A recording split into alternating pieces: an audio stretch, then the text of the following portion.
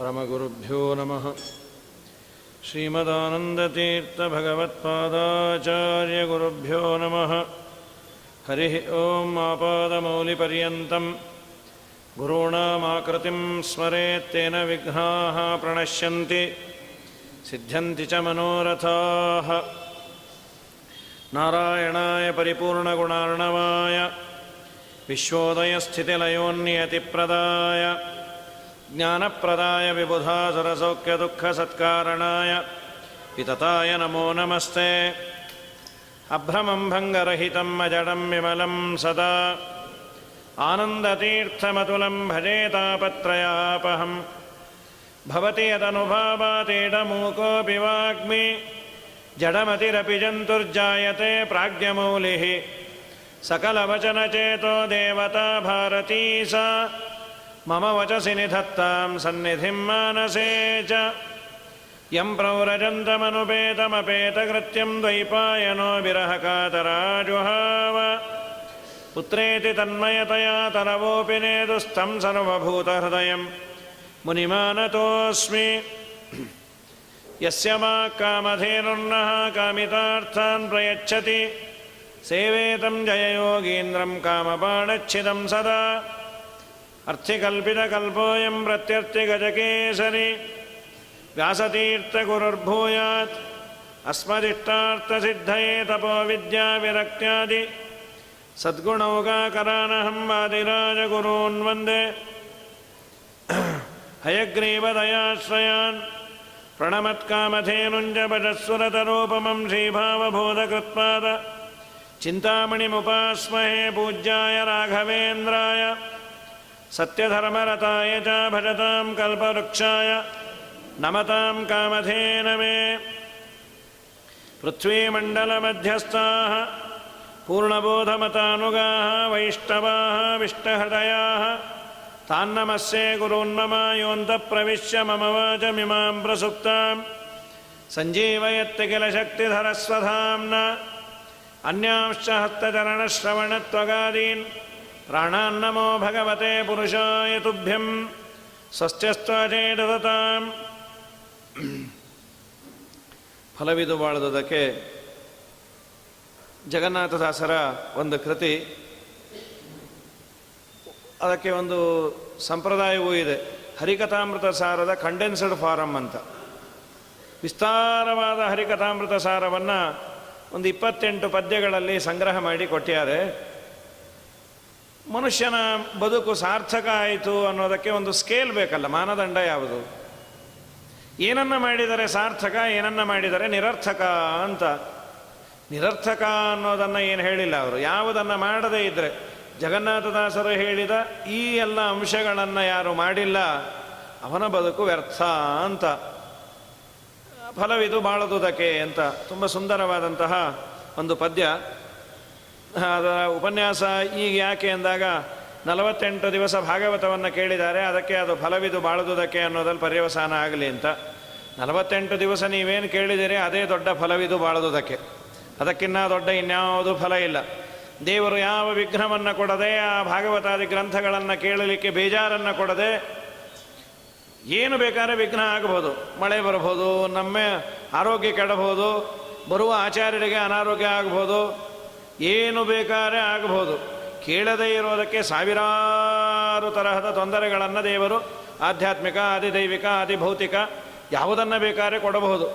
ಯಾವುದನ್ನೂ ಕೊಡದೆ ನಮ್ಮಿಂದ ಒಂದು ಯಾವುದಾದ್ರೂ ಸತ್ಕರ್ಮವನ್ನು ಮಾಡಿಸಿದಾನೆ ಅಂದರೆ ನಿಜವಾಗಲೂ ನನ್ನ ಬದುಕು ಭಗವಂತನಿಗೆ ಇಷ್ಟ ಇದೆ ಅಂತ. ಇಲ್ಲ ಅಂದರೆ ನಾನು ಈ ತರಹ ಬದುಕನ್ನು ಪುಣ್ಯ ಸಂಪಾದನೆ ಮಾಡೋದು ದೇವರಿಗೆ, ತತ್ವಾಭಿಮಾನಿ ದೇವತೆಗಳಿಗೆ ಇಷ್ಟ ಇಲ್ಲ ಅಂತ. ಅವರೇ ನಮ್ಮ ದಾಯಾದಿ ಅಲ್ಲ, ಆ ಪುಣ್ಯ ನಮಗಿಲ್ಲ, ಆದ್ದರಿಂದ ಅವರು ಮಾಡಿಸೋದಿಲ್ಲ. ಒಂದು ಯಾವುದಾದ್ರೂ ಸತ್ಕರ್ಮವನ್ನು ನಮ್ಮಿಂದ ಸರಿಯಾಗಿ ಮಾಡಿಸಿದ್ದಾರೆ ಅಂದರೆ ಅದು ನಿಜವಾಗಲೂ ಬದುಕಿದ್ದಕ್ಕೆ ಫಲ. ಇಡೀ ಜೀವನದಲ್ಲೇ ಫಲವನ್ನು ಪಡೆದವರು ಅಂತಂದರೆ ಬಹಳ ದೊಡ್ಡ ದೊಡ್ಡ ಅಪರೋಕ್ಷ ಜ್ಞಾನಿಗಳು. ನಮ್ಮ ಟೀಕಾಕೃತ್ಪಾದರು, ವಾದಿರಾಜರು, ವ್ಯಾಸರಾಜರು ಇವರೆಲ್ಲ ತುಂಬ ಸ್ವಾರ್ಥಿಗಳಂತೆ. ನಮ್ಮನ್ನು ಬೈತಾರೆ, ನೀವು ಸ್ವಾರ್ಥಿಗಳು ಸ್ವಾರ್ಥಿಗಳು ಅಂತ. ನಿಜವಾಗಲೂ ನಾವು ನಿಸ್ವಾರ್ಥಿಗಳು. ಯಾಕೆಂದರೆ ಪರಲೋಕಕ್ಕೇನೂ ತೊಗೊಂಡೇ ಹೋಗಲ್ಲ, ಕೈ ಬೀಸ್ಕೊಂಡು ಹೋಗ್ತೀವಿ. ಯಮಧರ್ಮರಾಜ ಕೇಳ್ತಾನೆ, ಏನೋ ಲೆಫ್ಟ್ ರೈಟ್ ಮಾಡ್ಕೊಂಬಂದೆ, ఏం తీసుకొని వచ్చినావు నాయన ಅಂತ. ఏమి లేదు నాయన ಅಂತೀವಿ. ಏನೂ ತರಲಿಲ್ಲ, ಕುಶಲೇತರ ಪಾಥೇಯ. ಏನು ತರಬೇಕು ಅಂದ, ಪುಣ್ಯ ಅದು ಮಾಡೇ ಇಲ್ಲ ಅಂತ, ಪಾಪ ಅದು ತರೋ ಅಷ್ಟು ಪುಟ್ಟದಲ್ಲ, ಬುಕ್ ಮಾಡಿದ್ದೀನಿ 3 ಗೂಡ್ಸ್ ಬರ್ತಾ ಇದೆ ಅಂತ, ಬಾ ಮಗನೇ ಆಮೇಲೆ ಮುಂದೊಂದೇ ಮುಸಲು ಪಂಡಗ ಅಂತಾನೆ, ಬೆಂಡೆತ್ತಿಟ್ಬಿಡ್ತಾನೆ. ಪಾಪದ ರಾಶಿಯನ್ನೇ ಮಾಡ್ತೀವಿ, ಬಾಯಲ್ಲೇನೋ ಬಹಳ ದೊಡ್ಡ ದೊಡ್ಡ ಮಾತಾಡ್ತೀವಿ, ಏನ್ರಿ ಯಾರೂ ಏನೂ ತೊಗೊಂಡೋಗಲ್ಲ, ನೋಡಿದ್ವಲ್ಲ ಯಾರಾದರೂ ಬಿಟ್ಟು ಹೋಗೋದೆ. ಅದು ವಾಸ್ತವಿಕ ಸಂಗತಿ. ನಮ್ಮ ಹಿಂದೆ ಬರುವಂಥದ್ದು ಅಂದರೆ ನಾನು ಮಾಡಿದ ಪುಣ್ಯವೋ ಪಾಪವೋ. ನಿನ್ನನ್ನು ಕಷ್ಟಪಟ್ಟು ಹೊತ್ತು ಹೆತ್ತು ತನ್ನ ಸರ್ವಸ್ವವನ್ನು ಹಾಕಿ ಬೆಳೆಸಿದ ಆ ತಾಯಿ ನಿನ್ನ ಹಿಂದೆ ಬರಲಿಕ್ಕಾಗೋದಿಲ್ಲ. ಇಲ್ಲಿವರೆಗೂ ವೇದವ್ಯಾಸದೇವರು ಇನ್ನೂ ಒಂದು ಸ್ಟೆಪ್ಪು ಮುಂದೆ ಹೋದರು. ಇಷ್ಟೆಲ್ಲ ಜಗತ್ತಿನಲ್ಲಿ ಮೋಸವೋ ಅನ್ಯಾಯವೋ ನ್ಯಾಯವೋ ಸಂಪಾದನೆಯೋ ಎಲ್ಲವನ್ನ ಮಾಡೋದು ಈ ದೇಹಕ್ಕಾಗಿ. ನಾನು ಈ ದೇಹವನ್ನೇ ಇನ್ನು ಬಿಟ್ಟು ಹೋದಾಗ ನೀ ಇನ್ನೇನು ತಗೊಂಡು ಹೋಗ್ತಿ ಮಗನೇ ಅಂತಾರೋ. ಹೊತ್ತು ನವಮಾಸ ಪರ್ಯಂತ ಗರ್ಭದಲ್ಲಿ ಹೆತ್ತು ಬಲು ನೋವು ಬೇನೆಗಳಿಂದಲೀ ತುತ್ತು ಬುತ್ತಿಯ ಕೊಟ್ಟು ಸಲಹಿದಂತ ತಾಯಿ ಅತ್ತು ಕಳಹುವಳಲ್ಲದೆ ನೆರೆ ಬರುವಳೇನೆ. ಆರು ಸಂಗಡ ಬಾಹೋರಿಲ್ಲ ನಾರಾಯಣ ನಾಮ ನೆರೆ ಬಾಹುದಲ್ಲದೆ. ಮತ್ತೆ ಪ್ರಾಣನು ತನುವ ಬಿಟ್ಟು ಹೋಗುವಾಗ ಎತ್ತಿವನ ಹೊರಗೊಯ್ದು ಹಾಕೆಂಬುವರು. ಎತ್ತಿದ ಕಸಕ್ಕಿಂತ ಕಡೆಯಾಯಿತೀ ದೇಹ ವಿತ್ತವೆಷ್ಟಿದ್ದರೂ ಫಲವಿಲ್ಲ ಪ್ರಾಣಿ. ಆರು ಸಂಗಡ ಬಾಹೋರಿಲ್ಲ. ಏನು ನಿನ್ನ ಹಿಂದೆ ಬರುತ್ತೆ? ನಿನ್ನ ದೇಹವನ್ನು ಕಸಕ್ಕಿನ್ನ ಕಡೆ ಆಯಿತು ಅಂತಾರೆ. ಏನು ತಗೊಂಡು ಹೋಗ್ತೀವಿ? ಏನು ಬರುವುದೋ ಸಂಗಡ ಏನು ಬರುವುದೋ?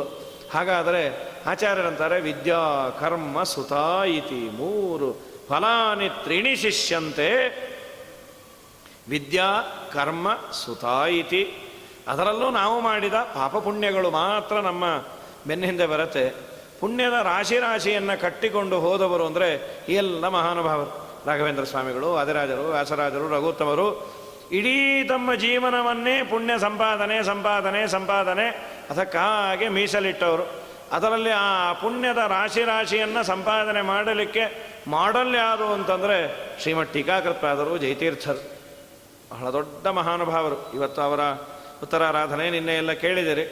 ಒಂದು 10 ನಿಮಿಷ ಅವರ ಸ್ಮರಣೆಯನ್ನು ಮಾಡಿ ನಿತ್ಯದಲ್ಲೂ ಮಾಡಬೇಕಾದದ್ದು. ಯಾಕೆಂದರೆ ವ್ಯಾಸರಾಜರಿಗೆ ಜಯತೀರ್ಥರು ಅಂದರೆ ರೋಮಾಂಚ. ಅವರಿಗೆ ವ್ಯಾಸರಾಜರಿಗೆ ನಮಗೇನಾದರೂ ಲೋಕದಲ್ಲಿ ಒಂದಿಷ್ಟು ಮರ್ಯಾದೆ ಇದೆ ಅಂತಾದರೆ ಅದು ಶ್ರೀಮಠ್ ಟೀಕಾಕೃತ್ಪಾದರಿಂದ, ಆನಂದ ತೀರ್ಥರಿಂದ.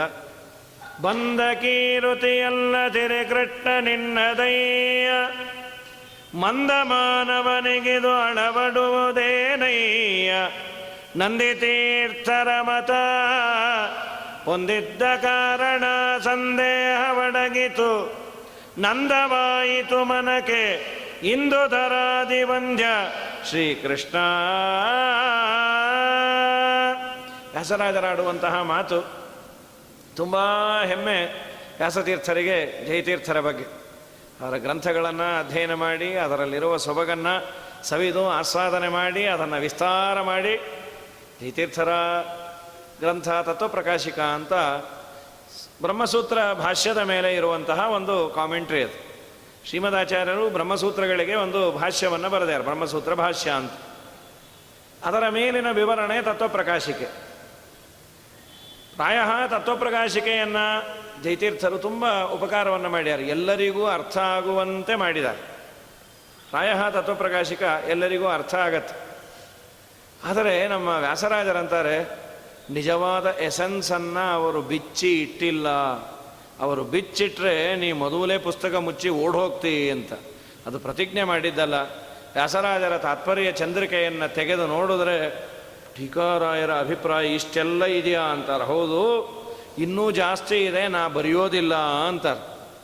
ಅದು ವ್ಯಾಸರಾಜರಂತಹ ಮಹಾನುಭಾವರಿಗೆ ಗೊತ್ತು. ಚೆನ್ನಾಗಿ ಅದನ್ನು ಅಧ್ಯಯನ ಮಾಡಿ ಪರಮತವನ್ನೆಲ್ಲ ವಿಚಾರ ಮಾಡಿ ಏನು ಟೀಕಾರಾಯರು ಆಡ್ತಾರೆ ಆ ಎಲ್ಲ ಮಾತುಗಳು ಸರಿ ಅನ್ನೋದನ್ನು ಅತೀ ಸುಂದರವಾಗಿ ಸಮರ್ಥನೆಯನ್ನು ಮಾಡಿ ಟೀಕಾರಾಯರ ಬಗ್ಗೆ ಹೆಮ್ಮೆಯಿಂದ ಮಿಥ್ಯಾ ಸಿದ್ಧಾಂತ ದುರ್ಧ್ವಾಂತ ವಿಧ್ವಂಸನ ವಿಚಕ್ಷಣ ಜಯತೀರ್ಥಾಖ್ಯ ತರಣಿ ಭಾಸತಾಂ ನೋಹೃದಂಬರೇ. ನನ್ನ ಹೃದಯದಲ್ಲಿ ಜಯತೀರ್ಥರೆಂಬ ಸೂರ್ಯರು ಉದಯಿಸಲಿ. ಸೂರ್ಯ ಕತ್ತಲನ್ನು ಓಡಿಸಿದಂತೆ ಮಿಥ್ಯಾ ಸಿದ್ಧಾಂತ ದುರ್ಧ್ವಾಂತ ಇತರ ಮತಗಳೆಂಬ ಕತ್ತಲೆಯನ್ನು ಹೊಡೆದೋಡಿಸುವ ಸೂರ್ಯರು ಅಂದರೆ ಶ್ರೀಮದ್ ಟೀಕಾಕೃತಾದರು ಜಯತೀರ್ಥರು ಅಂಥೇಳಿ ಹಾಡಿ ಹೊಗಳಿ ಕೊಂಡಾಡ್ತಾರೆ. ತುಂಬ ಪ್ರಸಿದ್ಧವಾದದ್ದು ಆ ವ್ಯಾಸರಾಜರ ಮಾತು ಕೂಡ. ಆ ವ್ಯಾಸರಾಜರು ಆಡಿದ್ದರ ಬೇಸ್ ಮೇಲೆ ಜಯತೀರ್ಥ ಸ್ತುತಿ ಅಂಥೇಳಿ ಸತ್ಯಪ್ರಿಯ ತೀರ್ಥರು ಅಂತ ಅವರೊಂದು ಮಾಡ್ಯಾರ. ಕೆಲವೆಲ್ಲ ವ್ಯಾಸರಾಜರ ಆಡಿದ ಮಾತಿಗೆ ಹೊಂದತ್ತದು. ಶ್ರೀವಾಯ್ ವಂಶ ಸುವಂಶ ಮೌಕ್ತಿಕ ಮಣೇ ಸೇವಾ ವಿನಮ್ರ ಕ್ಷಮ ದೇವಾ ಜ್ಞಾನ ತಮೋ ವಿಮೋಚನ ಕಲಾ ಜೈವಾತ್ರಕ ಶ್ರೀನಿಧೇ ಶೈವಾದ್ವೈತ ಮತಾಟವೀ ಕವಲನ ದಾವಾಗ್ನಿಲೀಲಾಜುಷಃ ಕೋವಾದಿ ಪುರತೋ ಜಯೀಶ್ವರ ಭವೇತ್ತೇವಾದ ಕೋಲಾಹಲೇ.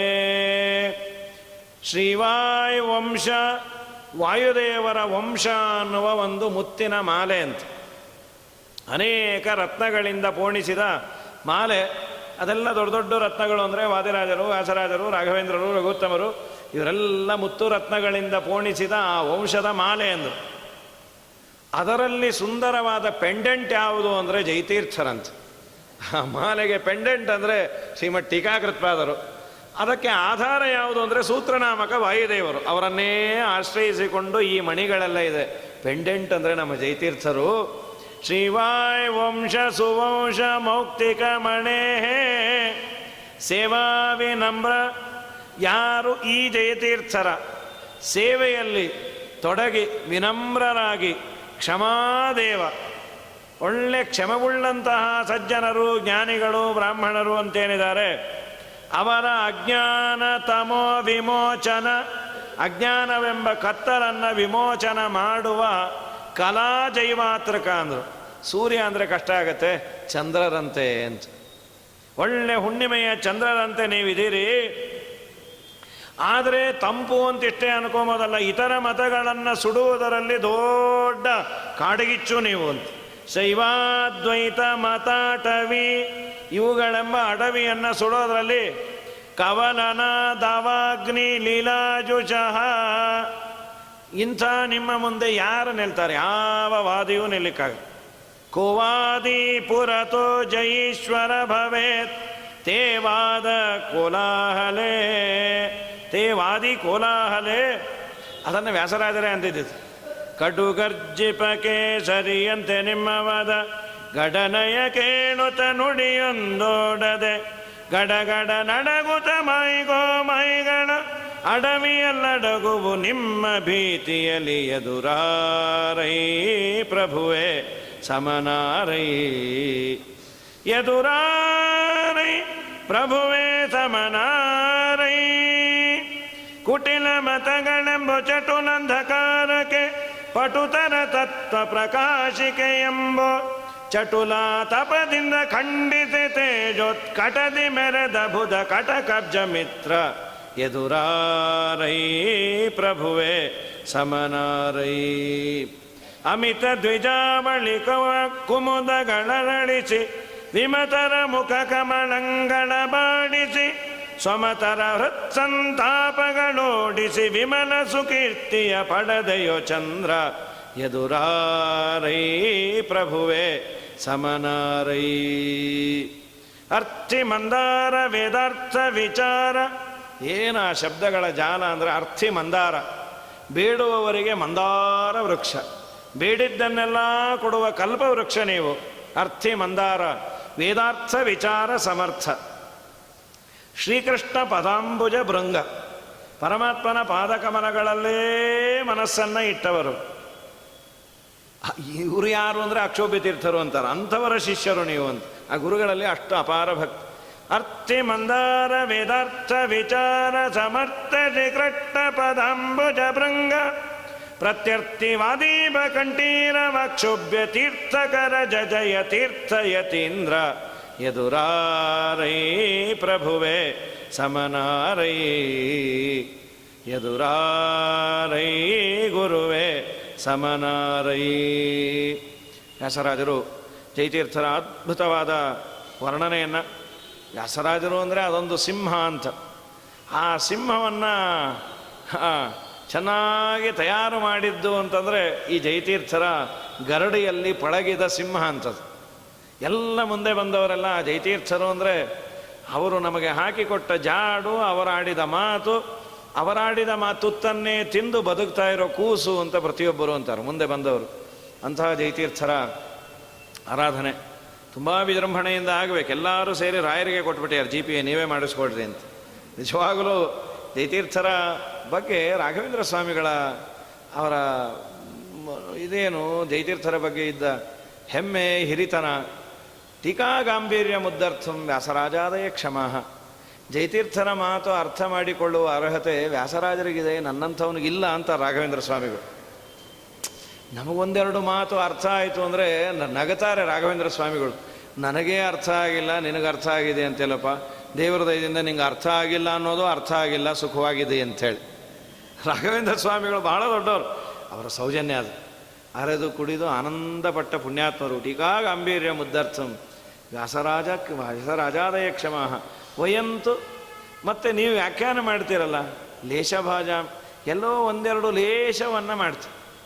ಏನು ರಾಘವೇಂದ್ರ ಸ್ವಾಮಿಗಳ ಇವತ್ತಿಗೂ ಪ್ರಾಯ ಶ್ರೀಮನ್ಯಾಯ ಸುಧಾ ಜಯತೀರ್ಥರ ಮೇರುಕೃತಿ, ಅದರ ಪಾಠವನ್ನು ಹೇಳೋರು ಟೀಕಾರಾಯರ ಮಾತು ಎಲ್ಲಿ ಅರ್ಥ ಆಗೋದಿಲ್ಲ, ಫಸ್ಟು ತೆಗೆಯೋದೇ ರಾಯರ ಪರಿಮಳವನ್ನು.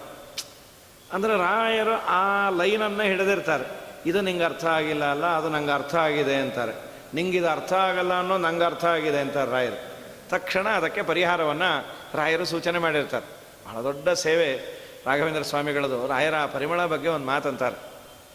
ಧೀರಶ್ರೀ ರಾಘವೇಂದ್ರ ತ್ವದತುಲ ರಸನಾರಂಗ ನೃತ್ಯ ಸ್ವಯಂಭೂಯೋಷ ಧಮ್ಮಿಲ್ಲಭಾರಶ್ರತ ಕುಸುಮತತೀ ತದ್ಗಿರಃ ಸಂಗಿರಾಮಃ ಯಾಭಿಃ ಸಮ್ಮಿಶ್ರಿತಾಭಿರ್ನಿರವಧಿಮಸುಧಾ ವಿಶ್ರುತಾ ಸಾ ಸುಧಾಪಿ ಕ್ಷೋಣೀಗೀರ್ವಾಣಗಮ್ಯಂ ಪರಿಮಳಮತುಲಂ ಸಾಂಪ್ರತಂ ಸಂಪ್ರಪೇದೆ. ರಾಯರ ಅದ್ಭುತವಾದ ಯೋಗ್ಯತೆಯನ್ನು ನೋಡಿ ವಾಯುದೇವರು ತಮ್ಮ ಪೀಠವನ್ನು ಕೊಟ್ಟಂತೆ. ಬಡತನದಲ್ಲಿ ಬಳಲಿ ಒದ್ದಾಡ್ತಾ ಇದ್ರು, ಪುಣ್ಯದ ಲೋಭ ರಾಯರಿಗೆ. ಒಂದು ದಿವಸ ದೇವರು ನನ್ನನ್ನು ಹೀಗೆ ಮಾಡ್ದ ಹಾಗೆ ಮಾಡ್ದ ಏನು ಅಂದ್ಕೊಳ್ಳದೆ, ಇವತ್ತು ನಾನು ಜನ್ಮಾಂತರದಲ್ಲಿ ಯಾರಿಗೂ ಏನೂ ಕೊಟ್ಟಿಲ್ಲ, ಅದಕ್ಕೆ ನನಗೆ ದೇವರು ಇಟ್ಟಿಲ್ಲ ಅನ್ನೋ ಕನ್ವಿಕ್ಷನ್ ಅಂತ. ಎಲ್ಲಿಯವರೆಗೂ ರಾಯರನ್ನು ದೇವರು ಪರೀಕ್ಷೆ ಮಾಡಿದ್ದು ಅಂದರೆ, ತಿನ್ನಲಿಕ್ಕೆ 5-6 ದಿವಸ ಅನ್ನ ಇಲ್ಲ, ಆಹಾರ ಇಲ್ಲ, ಏನೇನೇನೇನೇನೂ ಇಲ್ಲ. ಏನೋ ವಿಚಲಿತರಾಗಿ 7ನೇ ದಿವಸ ಸಪ್ತಾಹದ ಮಂಗಲದ ದಿವಸ ಕಳ್ಳತನ ಬೇರೆ ಆಯಿತು ಮನೆಯಲ್ಲಿ. ನೋಡ್ತಾರೆ, ಆ ಮನೆಯಲ್ಲಿ ಇದ್ದಂತಹ ಒಡಕ ತಂಬಿಗೆ, ಹರಕ ಧೋತ್ರ ಅದು ಕಳೆದು ಹೋಗಿತ್ತು. ಸರಿ ಪಾಪ ಅವರು ಮನಸ್ಸಿನಲ್ಲೇ ಏನೋ ಚಿಂತನೆಯನ್ನು ಮಾಡ್ತಾ ರಾಯರು ಹಾಲಲ್ಲಿ ಕೂತಿಯಾರೆ. ಕಣ್ಣಿಂದ ಒಂದೆರಡು ದುಂಬು ನೀರು ಬಿತ್ತಂತೆ. ನೀರು ಬಿದ್ದಾಗ ಹೆಂಡತಿ ಕೇಳೋದು, ನಮ್ಮನ್ನೇ ಪರೀಕ್ಷೆ ಮಾಡ್ತೀಯಾರ? ಚಿನ್ನೇ ವಸ್ತ್ರೇ ಭಿನ್ನ ಪಾನೀಯ ಪಾತ್ರೆ ಜೀರ್ಣಸ್ಥಲ್ಯಾಂ ದಸ್ಸು ಭಿನ್ನೀಯಮಾನೆ. ಚಿನ್ನೇ ವಸ್ತ್ರೇ ಭಿನ್ನ ಪಾನೀಯ ಪಾತ್ರೆ. ಚಿನ್ನ ವಸ್ತ್ರ, ಹರೆದ ವಸ್ತ್ರ ಭಿನ್ನ ಪಾನೀಯ ಪಾತ್ರೆ, ಒಡಕು ತಂಬಿಗೆ. ಹೀಗಿರೋ ಕಾಲಕ್ಕೆ ಜೀರ್ಣಸ್ಥಲ್ಯಾಂ ದಸ್ಸುಬಿಹಿ ನಿಯಮಾನೆ, ಕಳ್ಳರು ಎತ್ತುಕೊಂಡು ಹೋದಾಗ ರಾಯರಂದ್ರಂತ, ಇದು ಯಾಕೆ ದೇವರು ಮಾಡಿದ ಗೊತ್ತಾ? ಊಟ ತಿಂಡಿ ಮಾಡಿ ಮತ್ತೆ ನಾವು ಮಲ್ಕೋಬಾರ್ದು ಅಂತ ನನಗೊಂದು ಅನ್ನಿಸ್ತಾ ಇದೆ ಸರಸ್ವತಿ. ನಾನು ತುಂಬ ದರಿದ್ರ ಅನ್ನೋ ಭಾವನೆ ನನಗಿತ್ತು. ದೇವರಂದ, ನೀನು ಶ್ರೀಮಂತ ಅಪ್ಪ ಅಂತ. ನಾವೇನು ಶ್ರೀಮಂತಿಕೆಯನ್ನು ಪಡೆದೀವಿ? ನಮಗೆ ಒಡಕು ತಂಬಿಗೆ ಹರಕು ಧೋತ್ರ ಇತ್ತು, ಅದೂ ಇಲ್ಲದೆ ಇರೋ ನಮ್ಮಣ್ಣ ಯಾರೋ ಇನ್ನೊಬ್ಬ ದರಿದ್ರ ಇದ್ದ, ಅವನ ಮುಂದೆ ನಾನು ಶ್ರೀಮಂತ ಅಂತ. ವಾ ವಾ ವಾ, ಅವರ ಕಂಟೆಂಟ್ನೆಸ್ಸನ್ನು ನೋಡಿ ಹೆಂಡತಿ ಅಂದು, ನಿಮ್ಮಷ್ಟು ಪರಿಪಕ್ವತೆ ನನಗಿನ್ನೂ ಬಂದಿಲ್ಲ ಸ್ವಾಮಿ, ಸಣ್ಣ ಮಗು ಇದೆಯಲ್ಲ, ಅದಕ್ಕೆ ಅನ್ನ ಆಹಾರ ಬೇಕಾಗತ್ತೆ, ತುಂಬ ದೊಡ್ಡವ್ರು ನೀವು. ಈ ಅವಸ್ಥೆಯಲ್ಲಿ ರಾಯರು ಮಾಡಿದ್ದೇನು ಅಂದರೆ ಅಣುಮಧ್ವ ವಿಜಯ ಅಂತ ಒಂದು ಗ್ರಂಥ, ಅದಕ್ಕೆ ವ್ಯಾಖ್ಯಾನವನ್ನು ಬರೆದ್ರಂತೆ. ಸುಂದರವಾದ ಪ್ರಮೇಯ ನವಮಾಲಿಕ ಅಂಥೇಳಿ ವ್ಯಾಖ್ಯಾನವನ್ನು ಬರೆದದ್ದು ನೋಡಿ ವಾಯುದೇವರಿಗೆ ತುಂಬ ಸಂಕೋಚ ಆಯಿತು. ಮನೆಯಲ್ಲಿ ಏನೂ ಗತಿ ಇಲ್ಲ, ತಿನ್ನಲಿಕ್ಕಿಲ್ಲ, ಉಣ್ಲಿಕ್ಕಿಲ್ಲ, ಕಳ್ಳ ಬಂದು ಕಳ್ಳತನ ಮಾಡಿ ಹೋದಾಗ ವ್ಯಾಖ್ಯಾನವನ್ನು ಮಾಡಿದ್ದಾರೆ ಅಂದರೆ ಇಂಥವ್ರಿಗೆ ನಾ ಏನಾದರೂ ಕೊಡಬೇಕು, ಅವರು ಬೆಳ್ಳಿ ಬಂಗಾರ ಇದ್ಯಾವುದು ದೊಡ್ಡದಲ್ಲ, ನನ್ನ ಪೀಠವನ್ನೇ ಕೊಡ್ತೀನಿ ಅಂತ ಎಳೆದು ತಂದು ವಾಯುದೇವರು ಕೂಡಿಸಿದ್ರಂತೆ. ಧೀರಶ್ರೀ ರಾಘವೇಂದ್ರಂ ಕೃತ ನಿಜ ವಿಜಯ ಸ್ರಗ್ಧರಾರ್ಥ ಪ್ರಕಾಶಂ ದೃಷ್ಟ್ವಾ ಸಂತುಷ್ಟಚೇತ ದಶಮತಿರಚಿರಾತ್ ಅಭ್ಯಸಿಂಚಿತ್ ಪದೇ ಸ್ವೇ. ತಮ್ಮ ಪದವಿಯನ್ನೇ ಕೊಟ್ಟರು. ಭಾರತೀದೇವಿ ನೋಡಲು, ನನ್ನ ಗಂಡನಿಗೆ ಇಷ್ಟು ಆನಂದ ಪಡಿಸಿದ್ದಕ್ಕೆ ನಾನೇನಾದರೂ ಕೊಡಬೇಕು. ನಾನೇನು ಕೊಡಲಿ? ನನ್ನ ವಿದ್ಯಾ ಸಾಮ್ರಾಜ್ಯದ ಓನರ್ಶಿಪ್ಪನ್ನು GPA ಹೋಲ್ಡರ್ ಮಾಡ್ತೀನಿ ಅಂತ ರಾಘವೇಂದ್ರ ಸ್ವಾಮಿಗಳಿಗೆ ವಿದ್ಯಾ ಸಾಮ್ರಾಜ್ಯದ ಆಧಿಪತ್ಯವನ್ನು ಕೊಟ್ಟಂತೆ. ನೂನಂ ವಾಣಿ ತದೀಯ ಆನನ ನಲಿನ ಗತ ತತ್ಕೃತ ಸ್ವಪ್ರಿಯೇಕ ಪ್ರತ್ಯಾಸಂಗ ಪ್ರವೃಷ್ಟ ಸ್ವಯಮಪಿ ತದನುಸ್ವೇಪದೇ ಚಾಭ್ಯಸಿಂಚಿತ್. ಇದಾದ ಮೇಲೆ ಸರಸ್ವತಿ ಅಂದು, ನಾನೇನಾದರೂ ಕೊಡಬೇಕು. ವಾರಗಿತ್ತೆಯಲ್ಲ, ನೀನು ಮಾತ್ರ ಕೊಡೋದಲ್ಲ, ನಾನು ಕೊಡ್ತೀನಿ. ನೀ ಏನು ಕೊಡ್ತೀಯಮ್ಮ? ನೀ ಎಲ್ಲ ಅದು ಇದು ಕೊಟ್ಟು ನಾನು ಹೋಗಿ ರಾಯರ ನಾಲಿಗೆ ಮೇಲೆ ನಿಂತು ಬಿಡ್ತೀನಿ ಎಂದಂತ ಪುಣ್ಯಾತ್ಗೀತೆ. ಸತ್ಯಲೋಕದಲ್ಲಿ ಅಂದು, ನಾಳೆ ದಿವಸ ನಾನು ನರ್ತನವನ್ನು ಮಾಡ್ತೇನೆ. ಎಲ್ಲಮ್ಮ, ರವೀಂದ್ರ ಕಲಾಕ್ಷೇತ್ರವೋ ADA ರಂಗಮಂದಿರವೋ ಅದ್ಯಾವುದೂ ಅಲ್ಲ ಅಂದ. ಮತ್ತೇನು, ರಾಘವೇಂದ್ರ ಸ್ವಾಮಿಗಳ ನಾಲಿಗೆನೇ ನನಗೊಂದು ಸ್ಟೇಜು, ಅಲ್ಲಿ ನಾನು ಅದ್ಭುತವಾದ ನರ್ತನ ಮಾಡಬೇಕು. ಚೆನ್ನಾಗಿ ಅಲಂಕಾರ ಮಾಡಿ ಆ ಸರಸ್ವತಿ ದೇವಿಗೆ ನಂದನ ಮರದಲ್ಲಿ ಎಲ್ಲ ಕಟ್ಟಿದ ಹೂವು ಸುವಾಸನೆ ಭರಿತವಾಗಿದೆ, ಚೆನ್ನಾಗಿ ತುರುಬು ಅಂಥೇಳಿ ಕಟ್ಟಿ ಅಲಂಕಾರ ಮಾಡಿ ನರ್ತನ ಮಾಡು ಅಂತ ಕಳಿಸ್ಯಾರ. ಏನು ಸರಸ್ವತಿ ನರ್ತನ ಮಾಡ್ತಾ ಇದ್ರೆ ರಾಯರ ನಾಲಿಗೆ ಮೇಲೆ ಮೈ ಮರೆತು ಬಿಟ್ಟು, ಸ್ಟೇಜು ತುಂಬ ಚೆನ್ನಾಗಿತ್ತು. ನರ್ತನ ಮಾಡಿ ಮಾಡಿ ಮಾಡಿ ಆ ಮಲ್ಲಿಗೆ ದಂಡೆ ಇಡೀ ಕೆಳಗೆ ಬೀಳಲಿಲ್ಲಂತೆ, ಚಲ್ಲಾಪಿಲ್ಲಿಯಾಗಿ ಉದುರಿ ಬಿದ್ದೋಯ್ತು. ಅದು ಸರಸ್ವತಿ ಮುಡಿಯಿಂದ ಉದುರಿದ್ದು, ಯಾರಾದರೂ ತುಳಿತಾರೆ ಪಾಪ ಬರುತ್ತೆ ಅಂತ ರಾಯರು ಎಲ್ಲ ಒಂದು ಕಡೆ ಬಳೆದು ನೋಡಿದ್ರೆ ಕಣ್ತುಂಬ ನೀರು. ಅದು ಪರಿಮಳ ಅನ್ನೋ ಗ್ರಂಥ ಆಗಿ ಕೂತಿತ್ತು, ಅದು ಬರದದ್ದಲ್ಲ, ಸರಸ್ವತಿ ಮುಡಿಯಿಂದ ಉದುರಿದ್ದು ಅಂತ ವಾದೀಂದ್ರ ಸ್ವಾಮಿಗಳು. ಧೀರಶ್ರೀ ರಾಘವೇಂದ್ರತ್ವದತುಲ ರಸನಾರಂಗ ನೃತ್ಯ ಸ್ವಯಂಭೂಯೋಷ ಧಮ್ಮಿಲ್ಲಭಾರಶ್ವತ ಕುಸುಮ ತತೀ ತದ್ಗಿರ ಸಂಗಿರಾಮಃ ಯಾಭಿಃ ಸಮ್ಮಿಶ್ರಿತಾಭಿರ್ನಿರವಧಿವ ಸುಧಾ ವಿಶ್ರುತಾ ಸಾ ಸುಧಾ ಪಿಕ್ಷೋಣೀ ಗೀರ್ವಾಣಗಮ್ಯಂ ಪರಿಮಳಮತುಲಂ ಸಾಂಪ್ರತಂ ಸಂಪ್ರಪೇದೆ. ಆ ಮುಡಿಯಿಂದ ಉದುರಿದ್ದು ಇವತ್ತಿಗೂ ಆ ಪರಿಮಳದ ವಾಸನೆ ಇನ್ನೂ ಹಚ್ಚ ಹಸರಾಗಿದೆ. ಸುಧೆ ನಿನಗೆ ರುಚಿ ಕೊಡಬೇಕು ಅಂದರೆ ಪರಿಮಳ ಬೆರಸು ಅಂತಾರೆ. ರಾಯರ ಅಡಿಯಲ್ಲಿ ಜಯತೀರ್ಥರನ್ನು ಅರ್ಥ ಮಾಡಿಕೊಂಡ್ರೆ ಅವರ ಮಾತು ಅರ್ಥ ಆಗತ್ತೆ, ಇಷ್ಟು ಚೆನ್ನಾಗಿದೆ ಅಂತ. ಇಷ್ಟು ಆ ಜಯತೀರ್ಥರ ಅನುಗ್ರಹಕ್ಕೆ, ವಾಯುದೇವರ ಅನುಗ್ರಹಕ್ಕೆ ಪಾತ್ರರಾದ ರಾಘವೇಂದ್ರ ಸ್ವಾಮಿಗಳು. ಜಯತೀರ್ಥರು ಅಂದರೆ ತುಂಬ ಹೆಮ್ಮೆ, ತುಂಬ ಹೆಮ್ಮೆ. ಜಯತೀರ್ಥರ ಬಗ್ಗೆ ಅವ್ರು ಆಡೋ ಮಾತುಗಳನ್ನು ನೋಡಬೇಕು. ಜ್ಞಾನ ಸಮುದ್ರರಾದ ಟೀಕಾಕೃತ್ಪಾದರಲ್ಲಿ ನಾನೆಲ್ಲಿ? ಅವರ ಮಾತುಗಳಿಗೆ ನಾನು ಅರ್ಥ ಬರೀತೀನಿ ಅಂದರೆ ದೊಡ್ಡ ಸಾಹಸ ಆಗತ್ತೆ. ಏನೋ ಗುರುಗಳ ಕಾರುಣ್ಯದಿಂದ ಒಂದೆರಡು ಮಾತು ಬರಿತೀನಿ. ಕಡೆಯಲ್ಲಿ ಮಾತ್ರ ಅವರ ಸೌಜನ್ಯ, ಅವರ ಸಜ್ಜನಿಕೆ, ಟೀಕಾಕೃತ್ಪಾದರದಾಗಲಿ ಈ ಪುಣ್ಯಾತ್ಮರದಾಗಲಿ ಏನು ಸಜ್ಜನಿಕೆ. ಕಡೆಯಲ್ಲಂದರು ಟೀಕಾರಾಯರು ನಾನೇನಾದರೂ ಗ್ರಂಥ ಬರೀಬೇಕಾದರೆ ಒಂದೆರಡು ಎಡವಿ ಗಿಡವಿ ಮಾಡಿದರೆ ಅದನ್ನು ಸಜ್ಜನರು ಕ್ಷಮಿಸಲಿ ಅಂತ ಶ್ರೀಮಠ್ ಟೀಕಾಕೃತ್ಪಾದರು ಯಾವ ದುರ್ಗೆಯಿಂದ ಗಂಟೆಯನ್ನು ಪಡೆದು ತಪಶ್ಚರ್ಯವನ್ನು ಮಾಡಿದ್ರು. ಟೀಕಾಕೃತ್ಪಾದರು ಗ್ರಂಥವನ್ನು ಬರೀಬೇಕು, ಲೇಖನಿ ಬೇಕು, ದುರ್ಗಾದೇವಿ ಘಂಟ ಅಂಥೇಳಿ ಬರೆಯುವ ಲೇಖನಿಯನ್ನು ಪೂಗೀಪನ ಅಂತ ಅಡಿಗೆ ಬೆಟ್ಟನ್ನು ಕೊಟ್ಟ್ಯಾಳ. ಆ ದುರ್ಗಾದೇವಿಯ ಅನುಗ್ರಹದಿಂದ ಬರೆದಂತಹ ಗ್ರಂಥಗಳು. ರಾಘವೇಂದ್ರ ಸ್ವಾಮಿಗಳಂದರು, ಏನು ನಾನು ಹೇಳಿ ನನ್ನ ಗುರುಗಳ ಬಗ್ಗೆ, ಟೀಕಾಕೃತ್ಪಾದರ ಬಗ್ಗೆ. ಜ್ಞಾನ ಸಮುದ್ರರು, ಜ್ಞಾನ ಸಮುದ್ರರಾದಂತಹ ಟೀಕಾರಾಯರೇ ಎಲ್ಲಾದರೂ ಎಡವಿರಬಹುದು ಅಂದರೆ ನಾನು ಎಡವೇ ಇರ್ತೇನೆ, ಶ್ರೀಕೃಷ್ಣಾರ್ಪಣಮಸ್ತು ಅಂತಾರೆ. ಜ್ಞಾನಾಬ್ಧಿರಪ್ಯವಾದಿದ್ಯತೆ ಸ್ಖಲತ್ವಂ ಸ್ವಾತ್ಮನಸ್ಥದ ಮಾದೃಶಾನಾಂ ಸ್ಖಲತ್ವಂ ಕಿಂ ವಾಚ್ಯಂ.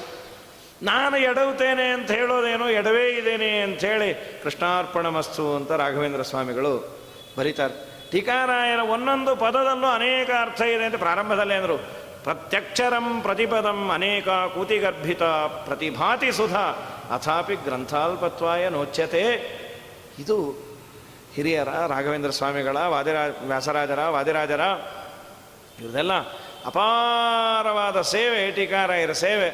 ಆ ಟೀಕಾರಾಯರ ಒಂದೆರಡು ಮಾತಿಗೆ ವ್ಯಾಖ್ಯಾನವನ್ನು ಮಾಡಿದರೆ ರಾಯರು, ಆಚಾರ್ಯರು ಕುಣಿತಾರೆ. ಆಚಾರ್ಯರ ಅನುಗ್ರಹ ಆಯಿತು ಅಂದರೆ ಇನ್ನೇನು ದೀನಂ ದೂನಂ ಅನಾಥಂ ಶರಣಾಗತಂ ಉದ್ಧರ ಕಳಸೇ ಬಿಡ್ತಾರಂತ ದೇವ್ರ ಹತ್ರ. ನಮ್ಮ ಕಡೆಯವನು ಬಂದ್ಯಾ, ನಿನ್ನ ಕಡೆಯವನ, ನೀ ಹೂ ಅಂದರೆ ನಾನು ಒಳಗೆ ಕರಿತೀನಿ ಬಾಪ ಅಂಥೇಳಿ.